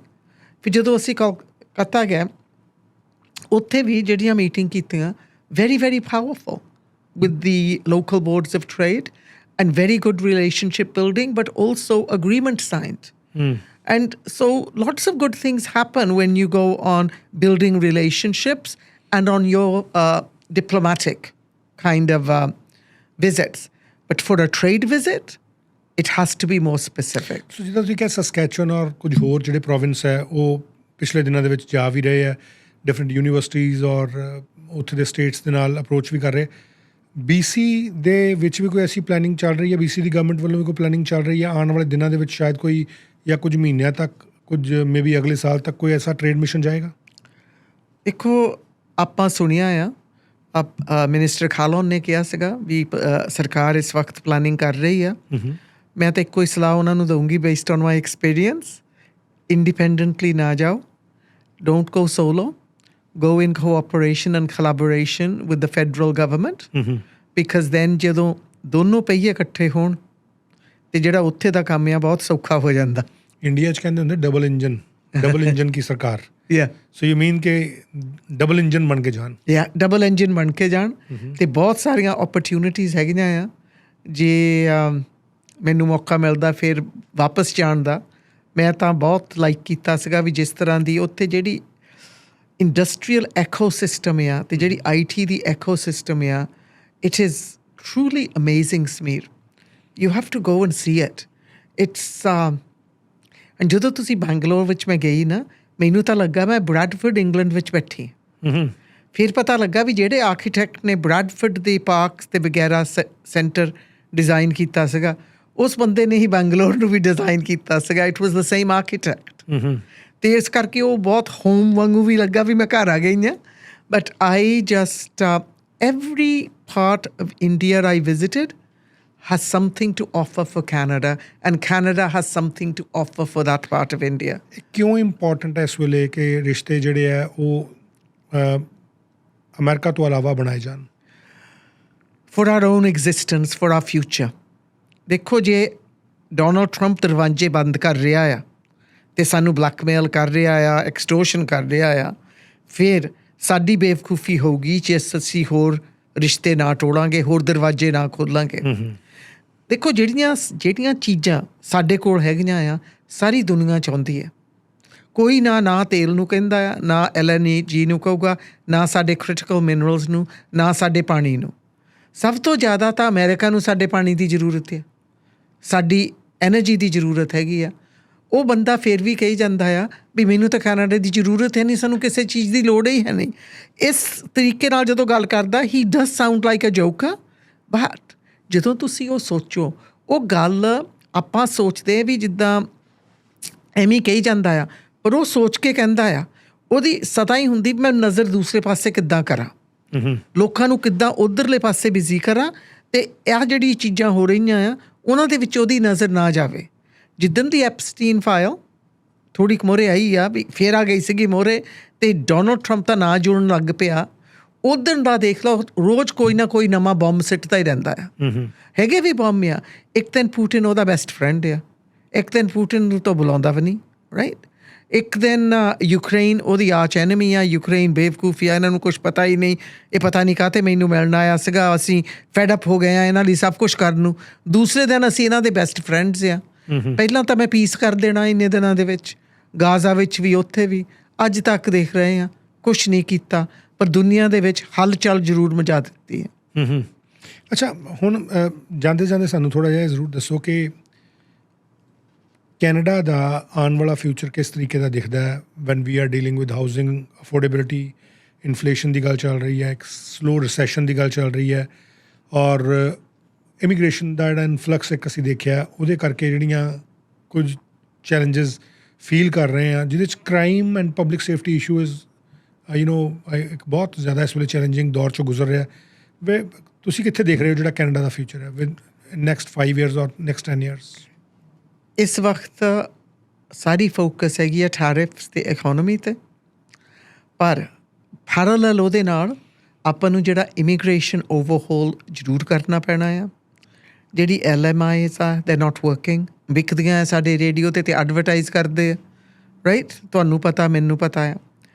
ਅਤੇ ਹੋਰ ਇੱਕ ਹੈਗਾ ਆ ਵੀ ਜਿਹੜੇ ਵੀ ਇੰਟਰਨੈਸ਼ਨਲ ਸਟੂਡੈਂਟਸ ਦੀ ਇਨਫਲਕਸ ਇੰਨੇ ਜ਼ਿਆਦਾ ਇੱਕ ਵਕਤ ਆ ਗਏ ਨਾ, ਉਹਨਾਂ ਦਾ ਵੀ ਬਹੁਤ ਮਾੜਾ ਅਸਰ ਸਾਡੇ ਯੂਨੀਵਰਸਿਟੀ ਵਿੱਚ ਵੀ ਪਿਆ, ਕਾਲਜਿਸ ਵਿੱਚ ਵੀ ਪਿਆ, ਪਰ ਸਾਡੇ ਇਨਫਰਾਸਟਰਕਚਰ 'ਤੇ ਵੀ ਪਿਆ, ਹਾਊਸਿੰਗ 'ਤੇ ਵੀ, ਹੈਲਥ ਕੇਅਰ 'ਤੇ ਵੀ, ਟਰਾਂਸਪੋਰਟੇਸ਼ਨ 'ਤੇ ਵੀ। ਅਤੇ ਸੋ ਕਹਿੰਦੇ ਹੁੰਦੇ ਆ ਵੀ ਜਦੋਂ ਇੱਕ ਤੁਹਾਡੇ ਮੂਹਰੇ ਚੈਲੰਜ ਆਉਂਦੀ ਆ ਨਾ, ਉਸ ਚੈਲੰਜ ਦੇ ਵਿੱਚ ਓਪਰਚੁਨਿਟੀ ਵੀ ਹੁੰਦੀ ਆ। ਮੇਰੇ ਹਿਸਾਬ ਦੇ ਨਾਲ Canada is at a turning point. Turning point ਇਹ ਹੈਗਾ ਆ ਵੀ ਆਪਾਂ ਨੂੰ ਹੋਰ ਦਰਵਾਜ਼ੇ ਖੋਲ੍ਹਣੇ ਪੈਣੇ ਆ। ਇਸ ਐਡਵਰਸਿਟੀ ਵਿੱਚੋਂ ਅਸੀਂ ਓਪਰਚੁਨਿਟੀਜ਼ ਟੋਲੀਏ, ਨਵੇਂ ਰਿਸ਼ਤੇ, ਰਿਲੇਸ਼ਨਸ਼ਿਪਸ, ਟ੍ਰੇਡਿੰਗ ਰਿਲੇਸ਼ਨਸ਼ਿਪਸ ਬਣਾਈਏ, ਇਮੀਗ੍ਰੇਸ਼ਨ ਨੂੰ ਓਵਰਹੋਲ ਕਰੀਏ, ਹਾਊਸਿੰਗ 'ਤੇ ਫੋਕਸ ਕਰਕੇ ਜਿਹੜਾ ਇਨਫਰਾਸਟਰਕਚਰ ਦੀ ਡੈਫੀਸਿਟ ਆ, ਜੇ ਉਹਦਾ ਜ਼ੋਰ ਸਾਰੇ ਲੈਵਲ ਆਫ ਸਰਕਾਰ ਲਾ ਦੇਣ, ਉਹਦੇ ਨਾਲ ਇਕੋਨਮੀ ਨੂੰ ਸਭ ਤੋਂ ਵੱਡਾ ਬੂਸਟ ਮਿਲਣਾ ਆ, ਸਭ ਤੋਂ ਵੱਡਾ ਬੂਸਟ ਮਿਲੂਗਾ। ਅਤੇ ਨਾਲੇ ਜਿਹੜੀ ਉਹ ਚੀਜ਼ਾਂ ਬਣਨਗੀਆਂ ਆਉਂਦੇ 100 ਸਾਲ ਲਈ, ਸਾਡੇ ਆਉਣ ਵਾਲੀ ਪੀੜ੍ਹੀ ਲਈ ਕੰਮ ਕਰਨਗੇ। ਇੱਥੇ ਇੱਕ ਪ੍ਰੀਮੀਅਰ ਹੁੰਦੇ ਸੀਗੇ, ਡੇਵ ਬੈਨਟ, ਸ਼ਾਇਦ ਤੁਸੀਂ ਉਹਦਾ ਸੁਣਿਆ ਹੋਊਗਾ। ਉਹ ਸੀਗੇ ਸੋਕਰੈਟ, ਰਾਈਟ ਵਿੰਗ ਸੀ, ਪਰ ਮੈਂ ਉਹਨਾਂ ਦੀ ਬਹੁਤ ਵੱਡੀ ਫੈਨ ਆ, ਕਰਕੇ ਉਹਨਾਂ ਨੇ ਬਹੁਤ ਵੱਡੇ ਡੈਮ ਬਣਾਏ, ਬਹੁਤ ਵੱਡੇ ਹਾਈਵੇਜ਼ ਬਣਾਈਆਂ, ਬ੍ਰਿਜਸ ਬਣਾਈਆਂ। ਉਹਨਾਂ ਨੇ ਕੀ ਕੀਤਾ, ਉਹਨਾਂ ਨੇ BC ਦਾ ਜਦੋਂ ਡਿਪਰੈਸ਼ਨ ਚੱਲ ਰਿਹਾ ਸੀਗਾ, ਅਤੇ ਉਹਨਾਂ ਨੇ ਰਿਸੈਸ਼ਨ ਦੇ ਵਿੱਚ ਇੰਨਾ ਪੈਸਾ ਬਣਾ ਕੇ ਇਨਫਰਾਸਟਰਕਚਰ ਬਣਾ ਦਿੱਤਾ, ਅਤੇ ਉਹਦੇ ਨਾਲ ਕੰਮ ਵੀ ਆ ਗਏ, ਲੋਕਾਂ ਦੀ ਲਾਈਫ ਵੀ ਚੱਲਦੀ ਰਹੀ, ਪਰ ਆਉਂਦੇ ਜੈਨਰੇਸ਼ਨਸ ਲਈ ਉਹ ਲੈਗੇਸੀ ਛੱਡ ਗਏ। ਇਸ ਕਰਕੇ ਇਸ ਵਕਤ ਐਵਰੀ ਲੈਵਲ ਆਫ ਗਵਰਨਮੈਂਟ, ਮੇਰੇ ਹਿਸਾਬ ਦੇ ਨਾਲ, ਮੈਂ ਕਿਸੇ ਪਾਰਟੀ ਦੀ ਨਹੀਂ ਹੁਣ ਗੱਲ ਕਰਦੀ, ਮੈਂ ਆਪਣੇ ਵੱਲੋਂ ਕਰਦੀ ਹਾਂ, ਇਹ ਤਾਂ ਮੈਂ ਸ਼ੁਰੂ ਤੋਂ ਕਹਿੰਦੀ ਰਹੀ ਹਾਂ, ਸਾਡੀ ਫਰਸਟ ਰਿਸਪੋਂਸਿਬਿਲਿਟੀ ਹੁੰਦੀ ਆ ਵੀ ਅਸੀਂ ਆਪਣਾ ਹੈਲਥ ਕੇਅਰ ਨੂੰ ਮਜ਼ਬੂਤ ਕਰੀਏ, ਟਰਾਂਸਪੋਰਟੇਸ਼ਨ ਨੂੰ ਮਜ਼ਬੂਤ ਕਰੀਏ, ਆਪਣੀ ਇਕੋਨਮੀ ਨੂੰ ਮਜ਼ਬੂਤ ਕਰੀਏ। ਦੇਖੋ, ਜਦੋਂ ਤੁਸੀਂ ਚਾਈਲਡ ਕੇਅਰ ਦੇ ਵਿੱਚ ਇਨਵੈਸਟਮੈਂਟ ਕਰਦੇ ਆ, ਸਾਰੇ ਕਹਿ ਦਿੰਦੇ ਆ ਪੇਰੈਂਟਸ ਦੀ ਰਿਸਪੋਂਸਿਬਿਲਿਟੀ ਆ। $1 ਤੁਸੀਂ ਚਾਈਲਡ ਕੇਅਰ ਵਿੱਚ ਇਨਵੈਸਟਮੈਂਟ ਕਰਦੇ, ਤੁਹਾਨੂੰ $5 ਵਾਪਸ ਆਉਂਦਾ ਆ ਡਾਇਰੈਕਟਲੀ। ਇਨਡਾਇਰੈਕਟਲੀ ਇਦੋਂ ਵੀ ਜ਼ਿਆਦਾ ਆਉਂਦਾ ਆ। ਚਾਈਲਡ ਕੇਅਰ ਸਪੇਸਿਸ ਬਣਦੇ ਆ, ਨਿਊ ਜੋਬਸ ਬਣਦੀਆਂ ਆ, ਆਲ ਕਾਈਂਡਸ ਆਫ ਥਿੰਗਸ ਹੈਪਨ। ਅਤੇ ਜਿਹੜੀ ਮਨੀ ਤੁਸੀਂ ਸੇਵ ਕਰਦੇ ਆ, ਜੇ ਤੁਸੀਂ ਅਰਲੀ ਚਾਈਲਡਹੁੱਡ ਐਜੂਕੇਸ਼ਨ ਵਿੱਚ ਇਨਵੈਸਟ ਕਰਦੇ ਆ, ਉਹਦਾ ਫਾਇਦਾ ਗਾਂ 20 ਸਾਲ ਤੁਸੀਂ ਜਾ ਕੇ ਰੀਪ ਕਰਨਾ ਆ, ਸਕੂਲਾਂ ਵਿੱਚ ਵੀ, ਹੈਲਥ ਕੇਅਰ ਦੇ ਵਿੱਚ ਵੀ। ਸੋ ਇਸ ਤਰੀਕੇ ਜਦੋਂ ਆਪਾਂ ਬ੍ਰਿਜਾਂ ਬਣਾਈ ਦੀਆਂ, ਉਹਨਾਂ ਦੀ ਲੋੜ ਆ, ਹਸਪਤਾਲ ਬਣਨ ਦੀ ਹੁਣ ਬਹੁਤ ਜ਼ਰੂਰਤ ਆ। ਕਈ ਕਹਿਣਗੇ ਡੈਫੀਸਿਟ ਵੱਧ ਗਈ ਆ, ਡੈਫੀਸਿਟ ਵੱਧ ਜਾਂਦੀ ਆ, ਪਰ ਜੇ ਉਹਦੇ ਨਾਲ ਤੁਸੀਂ ਆਪਣੇ ਦੇਸ਼ ਨੂੰ ਮਜ਼ਬੂਤ ਕਰ ਲਵੋ, ਕੰਮ ਵੀ ਲੋਕਾਂ ਨੂੰ ਦੇ ਦਿਓ, ਜਦੋਂ ਰਿਸੈਸ਼ਨ ਆ ਰਿਹਾ ਆ ਅਤੇ ਉਹਨਾਂ ਦੇ ਮੂਹਰੇ ਬਹੁਤ ਵੱਡੀਆਂ ਮੁਸ਼ਕਿਲਾਂ ਆ, that's the purpose of government. Government ਨੂੰ ਇਹ ਕੰਮ ਕਰਨੇ ਚਾਹੀਦੇ ਆ, ਇਹ ਚੀਜ਼ਾਂ ਬਣਾਵੋ ਅਤੇ ਬਾਹਰ ਰਿਸ਼ਤੇ ਬਣਾਵੋ, ਅਤੇ ਫਿਰ ਆਪਣਾ ਸਮਾਨ ਬਾਹਰ ਵੇਚ ਕੇ ਆਪਾਂ ਫਿਰ ਗਾਂ ਪੈਸੇ ਕਮਾਈਏ। Do you think Mark Carney ਨੂੰ ਇਸ ਵਕਤ ਇੱਕ ਇਹ ਵੀ ਅਪਰੋਚ ਰੱਖਣੀ ਚਾਹੀਦੀ ਹੈ ਕਿ ਜਿਸ ਤਰੀਕੇ ਨਾਲ ਪਹਿਲੇ ਜਿਹੜੇ ਸਾਡੇ ਪ੍ਰਾਈਮ ਮਿਨਿਸਟਰ ਸੀ ਸਟੀਫਨ ਹਾਰਪਰ, ਉਹਨਾਂ ਦੇ ਚੰਗੇ ਰਿਲੇਸ਼ਨ ਸੀ ਐਂਡ ਵਧੀਆ ਉਹਨਾਂ ਨੇ ਵੀ ਕੰਮ ਕੀਤਾ ਡਿਪਲੋਮੇਸੀ ਦੇ ਵਿੱਚ, ਡਿਪਲੋਮੈਟਿਕ ਰਿਲੇਸ਼ਨਸ ਬਣਾਉਣ ਦੇ ਲਈ ਦੂਜੇ ਮੁਲਕਾਂ ਦੇ ਨਾਲ। ਡੂ ਯੂ ਥਿੰਕ ਕਿ ਉਹਨਾਂ ਦੀ ਐਡਵਾਈਸ ਜਾਂ ਹੋਰ ਜਿਹੜੇ ਕੋਈ ਪੁਰਾਣੇ ਪ੍ਰਾਈਮ ਮਿਨਿਸਟਰਸ ਰਹੇ ਆ, ਉਹਨਾਂ ਦੀ ਐਡਵਾਈਸ ਨਾਲ ਲੈ ਕੇ ਚੱਲਣੀ ਚਾਹੀਦੀ ਹੈ? ਬਿਲਕੁਲ। ਦੇਖੋ, ਕੋਈ ਵੀ ਲੀਡਰ ਇੱਕ ਸਾਇਲੋ ਵਿੱਚ ਨਹੀਂ ਬੈਠਾ ਹੁੰਦਾ, ਇੱਕ ਕਮਰੇ 'ਚ ਨਹੀਂ ਬੈਠਾ ਹੁੰਦਾ। ਅਸਲੀ ਲੀਡਰ ਉਹ ਹੁੰਦਾ ਆ ਜਿਹੜਾ ਉਹਨਾਂ ਦੀ ਸੁਣੇ, ਜਿਹੜਾ ਉਹਦੇ ਨਾਲ ਅਗਰੀ ਵੀ ਕਰਦਾ ਆ, ਉਹਨਾਂ ਦੀ ਵੀ ਸੁਣੇ ਜਿਹੜਾ ਉਹਦੇ ਨਾਲ ਨਹੀਂ ਵੀ ਅਗਰੀ ਕਰਦਾ ਆ, ਕਰਕੇ 2-3 ਪੱਖ ਸੁਣ ਕੇ ਤੁਸੀਂ ਸਹੀ ਰਸਤਾ ਟੋੜ ਸਕਦੇ ਆ। ਇਹ ਗੱਲ ਮੈਂ ਸਿੱਖੀ ਸੀ ਜਦੋਂ ਮੈਂ ਟੀਚਰ ਦੀ ਪ੍ਰਧਾਨ ਸੀਗੀ। ਬਹੁਤ ਸਾਰੇ ਹੁੰਦੇ ਜਿਹੜੀ ਤੁਹਾਡੀ ਹਾਂ ਦੇ ਨਾਲ ਹਾਂ ਮਿਲਾਉਣ ਨੂੰ ਹੁੰਦੇ ਆ। ਪੀਪਲ ਸਪੀਕ ਟੂ ਪਾਵਰ, ਉਹਨਾਂ ਨੇ ਕਹਿ ਦੇਣਾ ਜਿੰਨੀ ਨੇ ਕਿਹਾ ਚੰਗਾ, ਹਾਂ ਹੀ ਮਿਲਾ ਦਿੰਦੇ ਆ ਨਾਲ। ਅਤੇ ਸਮਟਾਈਮਸ ਮੈਂ ਆਪਣੇ ਗਰੁੱਪ ਨੂੰ ਵੀ ਨਾ, ਆਪਣੇ ਐਗਜ਼ੈਕਟਿਵ ਨੂੰ ਬਿਠਾ ਲੈਂਦੀ ਹੁੰਦੀ ਸੀ ਵੀ ਨੋ, ਤੁਹਾਡਾ ਕੰਮ ਇਹ ਨਹੀਂ ਵੀ ਆਹ ਹੁਣ ਮੋਸ਼ਨ ਰੱਖਿਆ ਗਿਆ, ਤੁਸੀਂ ਸਾਰੇ ਹਾਂ ਹਾਂ ਹਾਂ ਬੋਲੀ ਜਾਵੋ, ਦੱਸੋ ਵੀ ਇਹਦੇ ਵਿੱਚ ਕਮਜ਼ੋਰੀ ਕੀ ਆ, ਦੂਸਰਾ ਪੱਖ ਰੱਖੋ, ਕਰਕੇ ਜਦੋਂ ਆਪਾਂ ਬਾਹਰ ਜਾਣਾ ਆਪਾਂ ਨੂੰ ਡਿਫੈਂਡ ਕਰਨਾ ਪੈਣਾ ਆ। ਨਾਲੇ ਜਿਹੜਾ ਤੁਸੀਂ ਹੈ ਨਾ ਸਾਰਿਆਂ ਦੀ ਰਾਏ ਸੁਣ ਕੇ ਅਤੇ ਸੋਚ ਸਮਝ ਕੇ ਡਿਸੀਜ਼ਨ ਲੈਂਦੇ ਆ, ਉਹ ਡਿਸੀਜ਼ਨ ਬੈਲੈਂਸ ਡਿਸੀਜ਼ਨ ਹੋਊਗਾ, ਅਤੇ ਉਹ ਡਿਸੀਜ਼ਨ ਫਿਰ ਗਲਤ ਵੀ ਨਹੀਂ ਹੋ ਸਕਦਾ। ਕਰਕੇ ਤੁਸੀਂ ਸਾਰਿਆਂ ਦੀ ਰਾਏ ਲਈ ਆ ਅਤੇ ਤੁਸੀਂ ਨਵਾਂ ਰਸਤਾ ਟੋਲਿਆ। ਸੋ ਮਾਈ ਲਾਸਟ ਕੁਐਸਚਨ ਟੂ ਯੂ ਕਿ ਜਸਟਿਨ ਟਰੂਡੋ ਜਦੋਂ ਪ੍ਰਾਈਮ ਮਿਨਿਸਟਰ ਸੀ, ਉਹਨਾਂ ਨੇ ਗੱਲ ਕੀਤੀ ਸੀ ਕਿ ਫੋਰਨ ਇੰਟਰਫੇਰੈਂਸ ਬਹੁਤ ਹੋ ਰਹੀ ਹੈ, ਬਾਹਰਲੇ ਮੁਲਕ ਜਿਹੜੇ ਖਾਸ ਤੌਰ 'ਤੇ ਉਹਨਾਂ ਨੇ ਰਸ਼ੀਆ ਦਾ ਵੀ ਜ਼ਿਕਰ ਕੀਤਾ, ਚਾਈਨਾ ਦਾ ਵੀ ਕੀਤਾ, ਇੰਡੀਆ ਦਾ, ਪਾਕਿਸਤਾਨ ਦਾ ਵੀ ਹੋਇਆ, ਈਰਾਨ ਦਾ ਵੀ ਹੋਇਆ, ਕਿ ਇਹਨਾਂ ਦੇ ਵੱਲੋਂ ਫੋਰਨ ਇੰਟਰਫੇਰੈਂਸ ਕੀਤੀ ਜਾ ਰਹੀ ਹੈ। ਹਾਲਾਂਕਿ ਬੜੀ ਓਪਨ ਜੀ ਗੱਲ ਹੈ ਕਿ ਸਾਰੇ ਮੁਲਕ ਇੱਕ ਦੂਸਰੇ ਦੇ ਵਿੱਚ ਇੰਟਰਫੇਰੈਂਸ ਕਰਦੇ ਹੈ, ਬਟ ਜਿਹੜੇ ਹੁਣ ਇਸ ਵੇਲੇ ਹਾਲਾਤ ਚੱਲ ਰਹੇ ਔਰ ਜਦੋਂ ਅਸੀਂ ਕਹਿ ਰਹੇ ਹਾਂ ਅਸੀਂ ਬਾਹਰਲੇ ਮੁਲਕਾਂ ਦੇ ਨਾਲ ਦੁਬਾਰਾ ਤੋਂ ਆਪਣੇ ਰਿਲੇਸ਼ਨ ਰਿਵਾਈਵ ਕਰੀਏ ਜਾਂ ਸੁਧਾਰੀਏ, ਅਸੀਂ ਕਿੱਦਾਂ ਇਨਸ਼ੋਰ ਕਰ ਸਕਦੇ ਹਾਂ ਕਿ ਜਿਹੜੀ ਪੋਲੀਟੀਕਲ ਇੰਟਰਫੇਰੈਂਸ ਹੈ ਬਾਹਰਲੇ ਮੁਲਕਾਂ ਦੀ ਨਾ ਹੋਵੇ? ਦੇਖੋ, ਇਹ ਕੰਮ ਹੈਗਾ ਆ ਏਜੰਸੀਜ਼ ਦਾ, ਉਹਨਾਂ ਨੇ ਕਰੀ ਜਾਣਾ ਆ। ਅਤੇ ਦੇਖੋ, ਡਿਪਲੋਮੈਟਿਕ ਰਿਲੇਸ਼ਨਸ਼ਿਪਸ ਇੱਕ ਕੰਮ ਹੁੰਦਾ ਆ, ਉਹ ਡਿਪਲੋਮੈਟਿਕਸ ਚੈਨਲਸ ਹੈਗੇ ਆ। ਐਕਨੋਮਿਕ ਰਿਲੇਸ਼ਨਸ਼ਿਪਸ ਦੂਸਰਾ ਐਵਨਿਊ ਹੁੰਦਾ ਆ, ਉਹਦੇ ਵੀ ਚੈਨਲਸ ਹੈਗੇ ਆ। ਦੇਖੋ, ਸਮਟਾਈਮਸ ਜੇ ਤੁਸੀਂ ਕਿਸੇ ਦੇ ਨਾਲ ਗੱਲ ਵੀ ਕਰਦੇ ਆ ਨਾ, ਉਹ ਕਹਿੰਦੇ ਨੇ ਆਰਟੀਫਿਸ਼ੀਅਲ ਇੰਟਰਫੇਰੈਂਸ ਆ, ਫੋਰਨ ਇੰਟਰਫੇਰੈਂਸ ਹੈਗਾ ਆ। ਉਹ ਫੋਰਨ ਇੰਟਰਫੇਰੈਂਸ ਨਹੀਂ ਮੈਂ ਮੰਨਦੀ। ਫੋਰਨ ਇੰਟਰਫੇਰੈਂਸ ਮੈਂ ਨਹੀਂ ਕਹਿੰਦੀ ਨਹੀਂ ਹੋ ਰਿਹਾ ਆ, ਜ਼ਰੂਰ ਹੁੰਦਾ ਹੋਊਗਾ, ਜ਼ਰੂਰ ਹੋਊਗਾ, ਕਿਉਂਕਿ ਇਹ ਨਹੀਂ ਵੀ ਅਸੀਂ ਵੀ ਨਹੀਂ ਕਰਦੇ, ਦੂਸਰੇ ਮੁਲਕਾਂ ਦੇ ਵਿੱਚ ਵੀ ਸਾਡੇ ਬੰਦੇ ਬੈਠੇ ਹੈਗੇ ਆ, ਰਾਈਟ। ਸਾਡੇ ਡਿਪਲੋਮੈਟਸ ਬੈਠੇ ਜਿਹੜੇ ਸਾਨੂੰ ਨਿਊਜ਼ ਵੀ ਦਿੰਦੇ ਵੀ ਉੱਥੇ ਕੀ ਕੁਛ ਹੋ ਰਿਹਾ ਆ। ਪਰ ਮੈਂ ਇਹ ਕਹੂੰਗੀ ਵੀ ਅਸੀਂ ਇੰਨੇ ਵੀ ਰਿਸ਼ਤੇ ਨਹੀਂ ਖਰਾਬ ਕਰਨੇ ਚਾਹੀਦੇ ਵੀ ਅਸੀਂ ਹਰੇਕ ਨੂੰ ਸ਼ੱਕ ਨਾਲ ਦੇਖੀਏ। ਬੀ ਕੇਅਰਫੁਲ, ਆਪਣੇ ਆਪ ਨੂੰ ਪ੍ਰੋਟੈਕਟ ਕਰੋ, ਪਰ ਇੱਦਾਂ ਨਾ ਕਰੋ ਵੀ ਤੁਸੀਂ ਗਾਂ ਆਪਣੀ ਇਕੋਨਮੀ 'ਤੇ ਆਪਣੀ ਇੰਡੀਪੈਂਡੈਂਸ 'ਤੇ ਆਪਣੇ ਆਪ ਨੂੰ ਇੱਦਾਂ। ਕਈ ਇਨਸਾਨ ਹੁੰਦੇ ਆਪਣੇ ਆਪ ਨੂੰ ਹੀ ਜੇਲ੍ਹ ਬਣਾ ਲੈਂਦੇ, ਆਪਣੀ ਜੇਲ੍ਹ ਆਪ ਹੀ ਬਣਾ ਲੈਂਦੇ ਆ। ਆਪਾਂ ਨੂੰ ਇਹ ਕੰਮ ਨਹੀਂ ਕਰਨੇ ਚਾਹੀਦੇ। ਦੇਖੋ, ਕੈਨੇਡਾ ਐਸਾ ਮੁਲਕ ਆ ਜਿਹੜਾ ਸ਼ੁਰੂ ਤੋਂ has been known as a peacekeeper and a peacemaker. Peacekeeper ਜਿਹੜਾ ਰੁਤਬਾ ਕੈਨੇਡਾ ਵਿੱਚ ਆ, ਜਦੋਂ ਮੈਂ ਯੂਨੀਵਰਸਿਟੀ ਵਿੱਚ ਸੀਗੀ, ਅਮੈਰੀਕਨ ਸਟੂਡੈਂਟਸ ਵੀ ਕੈਨੇਡੀਅਨ ਫਲੈਗ ਲੈ ਕੇ ਟਰੈਵਲ ਕਰਦੇ ਹੁੰਦੇ ਸੀਗੇ, ਕਰਕੇ ਉਹਨਾਂ ਨੂੰ ਪਤਾ ਸੀਗਾ ਵੀ ਅਸੀਂ ਸੇਫ ਆ ਜੇ ਸਾਡੇ ਕੋਲ ਕੈਨੇਡੀਅਨ ਦਾ ਫਲੈਗ ਲਾਇਆ ਆ ਸਾਡੇ ਬੈਕਪੈਕ 'ਤੇ। And we know Canadian passport is one of the most envied passports in the world, right. ਸਾਡੀ ਰਿਸਪੈਕਟ ਬਾਹਰ ਦੂਸਰੇ ਮੁਲਕਾਂ ਵਿੱਚ ਬਹੁਤ ਹੈਗੀ ਆ। ਇੱਥੇ ਮੈਂ ਨਹੀਂ ਕਹਿੰਦੀ ਵੀ ਸਭ ਕੁਛ ਠੀਕ ਆ, ਬਟ ਹੈਗੀ ਆ ਇਸ ਵਕਤ। ਸੋ ਸਾਨੂੰ ਜਿਹੜੇ ਰਿਸ਼ਤੇ ਆ ਉਹ ਫੈਕਟਸ 'ਤੇ ਬਣਾਉਣੇ ਚਾਹੀਦੇ ਆ, ਰੂਮਰ ਮਿਲ 'ਤੇ ਨਹੀਂ। ਜੇ ਸਾਡੇ ਕੋਲ ਫੈਕਟਸ ਐਵੀਡੈਂਸ ਹੈਗੀ ਆ, ਉਹਦੇ 'ਤੇ ਸਾਡੇ ਕੋਲ RCMP ਹੈਗੀ ਆ, ਸਾਡੇ ਏਜੰਸੀਜ਼ ਹੈਗੇ ਆ, ਸੀਸਿਸ ਹੈਗੀ ਆ, ਜਿਨ੍ਹਾਂ ਨੂੰ ਸਖਤ ਐਕਸ਼ਨ ਲੈਣਾ ਚਾਹੀਦਾ ਆ।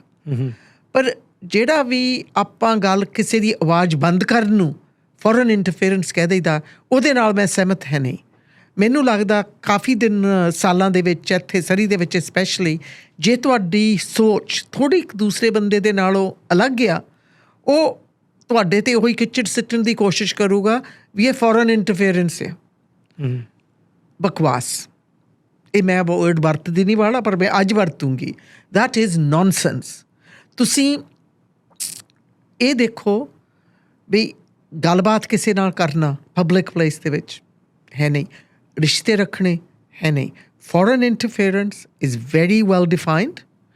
ਇਹ ਡੈਫੀਨੇਸ਼ਨ RCMP 'ਤੇ ਰਹਿਣ ਦਿਓ ਅਤੇ ਏਜੰਸੀਜ਼ 'ਤੇ ਰਹਿਣ ਦਿਓ। ਅਤੇ ਕਮਿਊਨਿਟੀ ਦੇ ਵਿੱਚ ਆਪਾਂ ਨੂੰ ਇੱਕ ਦੂਸਰੇ 'ਤੇ ਭਰੋਸਾ ਕਰਨਾ ਚਾਹੀਦਾ ਆ ਅਤੇ ਇੱਕ ਦੂਸਰੇ ਦੇ ਨਾਲ ਜੁੜਨਾ ਚਾਹੀਦਾ ਆ। ਜਿਹੜੀਆਂ ਚੈਲੰਜਿਸ ਇਸ ਵਕਤ ਸਾਊਥ ਏਸ਼ੀਅਨ ਕਮਿਊਨਿਟੀ ਦੇ ਵਿੱਚ ਹੈਗੀਆਂ ਆ, ਬਾਹਰੋਂ ਵੀ ਅਤੇ ਅੰਦਰੋਂ ਵੀ, ਮੇਰੇ ਹਿਸਾਬ ਦੇ ਨਾਲ ਇਸ ਵਕਤ ਬ੍ਰਿਜਿਸ ਬਣਾਉਣ ਦੀ ਲੋੜ ਆ ਅਤੇ ਇੱਕ ਦੂਸਰੇ ਨਾਲ ਜੁੜਨ ਦੀ ਲੋੜ ਆ। ਅਤੇ ਮੈਂ ਕਹੂੰਗੀ ਕੈਨੇਡਾ ਨੂੰ ਇਸ ਵਕਤ ਦੁਨੀਆ ਦੀ ਲੋੜ ਹੈਗੀ ਆ। ਜਿਹੜੇ ਰਿਸ਼ਤੇ ਅਸੀਂ ਇੰਨੇ ਸਾਲਾਂ ਲਈ ਬਣਾਏ ਆ, ਮਿੱਠੇ ਆ, ਹੁਣ ਵਕਤ ਹੈਗਾ ਉਹਨਾਂ ਦੇ ਨਾਲ ਇਕਨੋਮਿਕ ਟਾਈਜ਼ ਨੂੰ ਵੀ ਸਟਰੈਂਥ ਕਰਨ ਦਾ ਟਾਈਮ। ਮੈਨੂੰ ਬਹੁਤ ਮਜ਼ਾ ਆਇਆ ਤੁਹਾਡੇ ਨਾਲ ਗੱਲਬਾਤ ਕਰਕੇ। ਆਈ ਨੋ ਕਿ ਤੁਸੀਂ ਹੁਣ ਪੋਲੀਟਿਕਸ ਤੋਂ ਪਰੇ ਹੋ, but we need politicians like you ਜਿਹੜੇ ਬ੍ਰਿਜਿਸ ਬਣਾਉਣ 'ਚ ਯਕੀਨ ਰੱਖਦੇ ਆ, ਨਾ ਕਿ ਰਿਸ਼ਤਿਆਂ ਨੂੰ ਤੋੜਨ 'ਚ ਯਕੀਨ ਰੱਖਦੇ ਆ। And we wish you all the very best, but with a promise ਕਿ ਅਸੀਂ ਜਿਹੜੀ ਇਹ ਗੱਲਬਾਤ ਕਰ ਰਹੇ ਹਾਂ ਇਹਨੂੰ ਕੁਝ ਹੋਰ ਹਿੱਸਿਆਂ 'ਚ, ਕੁਝ ਹੋਰ ਪਾਰਟਸ ਆਪਾਂ ਅੱਗੇ ਵੀ ਲੈ ਕੇ ਆਵਾਂਗੇ। ਜਿਉਂ-ਜਿਉਂ ਇਹਨਾਂ ਇੰਟਰਨੈਸ਼ਨਲ ਰਿਲੇਸ਼ਨਸ ਦੇ ਉੱਤੇ ਗੱਲਬਾਤ ਚੱਲ ਰਹੀ ਹੈ, ਟੈਰਿਫਸ ਦੇ ਉੱਤੇ ਗੱਲਬਾਤ ਚੱਲ ਰਹੀ ਹੈ, ਆਪਾਂ ਇਹਦੇ ਕੁਝ ਅਗਲੇ ਜਿਹੜੇ ਐਪੀਸੋਡਸ ਆ ਉਹ ਵੀ ਲੈ ਕੇ ਆਪਣੇ ਸਰੋਤਿਆਂ ਵਾਸਤੇ ਹਾਜ਼ਰ ਹੋਵਾਂਗੇ। ਬਿਲਕੁਲ, ਥੈਂਕ ਯੂ ਸਮੀਰ ਜੀ। ਸਦਾ ਹੀ ਖੁਸ਼ੀ ਮਿਲਦੀ ਹੈ ਤੁਹਾਡੇ ਨਾਲ ਗੱਲ ਕਰਕੇ। ਤੁਹਾਡੀ ਰਿਸਰਚ ਬਹੁਤ ਵਧੀਆ ਹੁੰਦੀ ਹੈ। ਅਤੇ ਆਹ ਜਿਹੜਾ ਮੁੱਦਾ ਵੀ ਅੱਜ ਤੁਸੀਂ ਚੁੱਕਿਆ ਆ ਨਾ, ਇਹ ਮੁੱਦਾ ਸਾਰੇ ਕੈਨੇਡੀਅਨਸ ਲਈ ਬਹੁਤ ਹੀ ਵੱਡਾ ਹੈਗਾ ਆ। ਪਰ ਸਾਡੇ ਜਿਹੜੇ ਅਸੀਂ ਸਰੀ ਵਿੱਚ ਬੈਠੇ ਆ ਨਾ, ਅਸੀਂ ਸਮਟਾਈਮਸ ਅਸੀਂ ਸੋਚਦੇ ਵੀ ਅਸੀਂ ਇੱਕ ਐਨਕਲੇਵ ਹੈਗੇ ਹਾਂ, ਜਿੱਦਾਂ ਵੀ like a country within a country. We're not. We are Canadian. We are Canadian first. And we as Canadians have to take on Canadian responsibilities as well as the opportunities. I always say that I'm a proud Canadian with Indian descent. ਮੇਰੇ ਖਿਆਲ ਨਾਲ ਰਾਜ ਚੌਹਾਨ ਜਿਹੜੇ ਸਾਡੇ speaker ਆ ਉਹ ਅਕਸਰ ਕਹਿੰਦੇ ਹੁੰਦੇ ਆ ਕਿ you can not take a Indian out of an Indian India out of an Indian Yeah. You can take an Indian out of India, but you can't take India out of the Indian. Indian, yeah. So India ਦਾ ਪਿਛੋਕੜ ਜਿਹੜਾ you cannot change that fact, right? But as far as the our nationality is concerned, we are proud. I am proud Canadian. You are proud Canadian as well. Absolutely. I think everyone ਜਿਹਨੇ ਇੱਥੇ passport ਲਿਆ, they all are proud Canadian.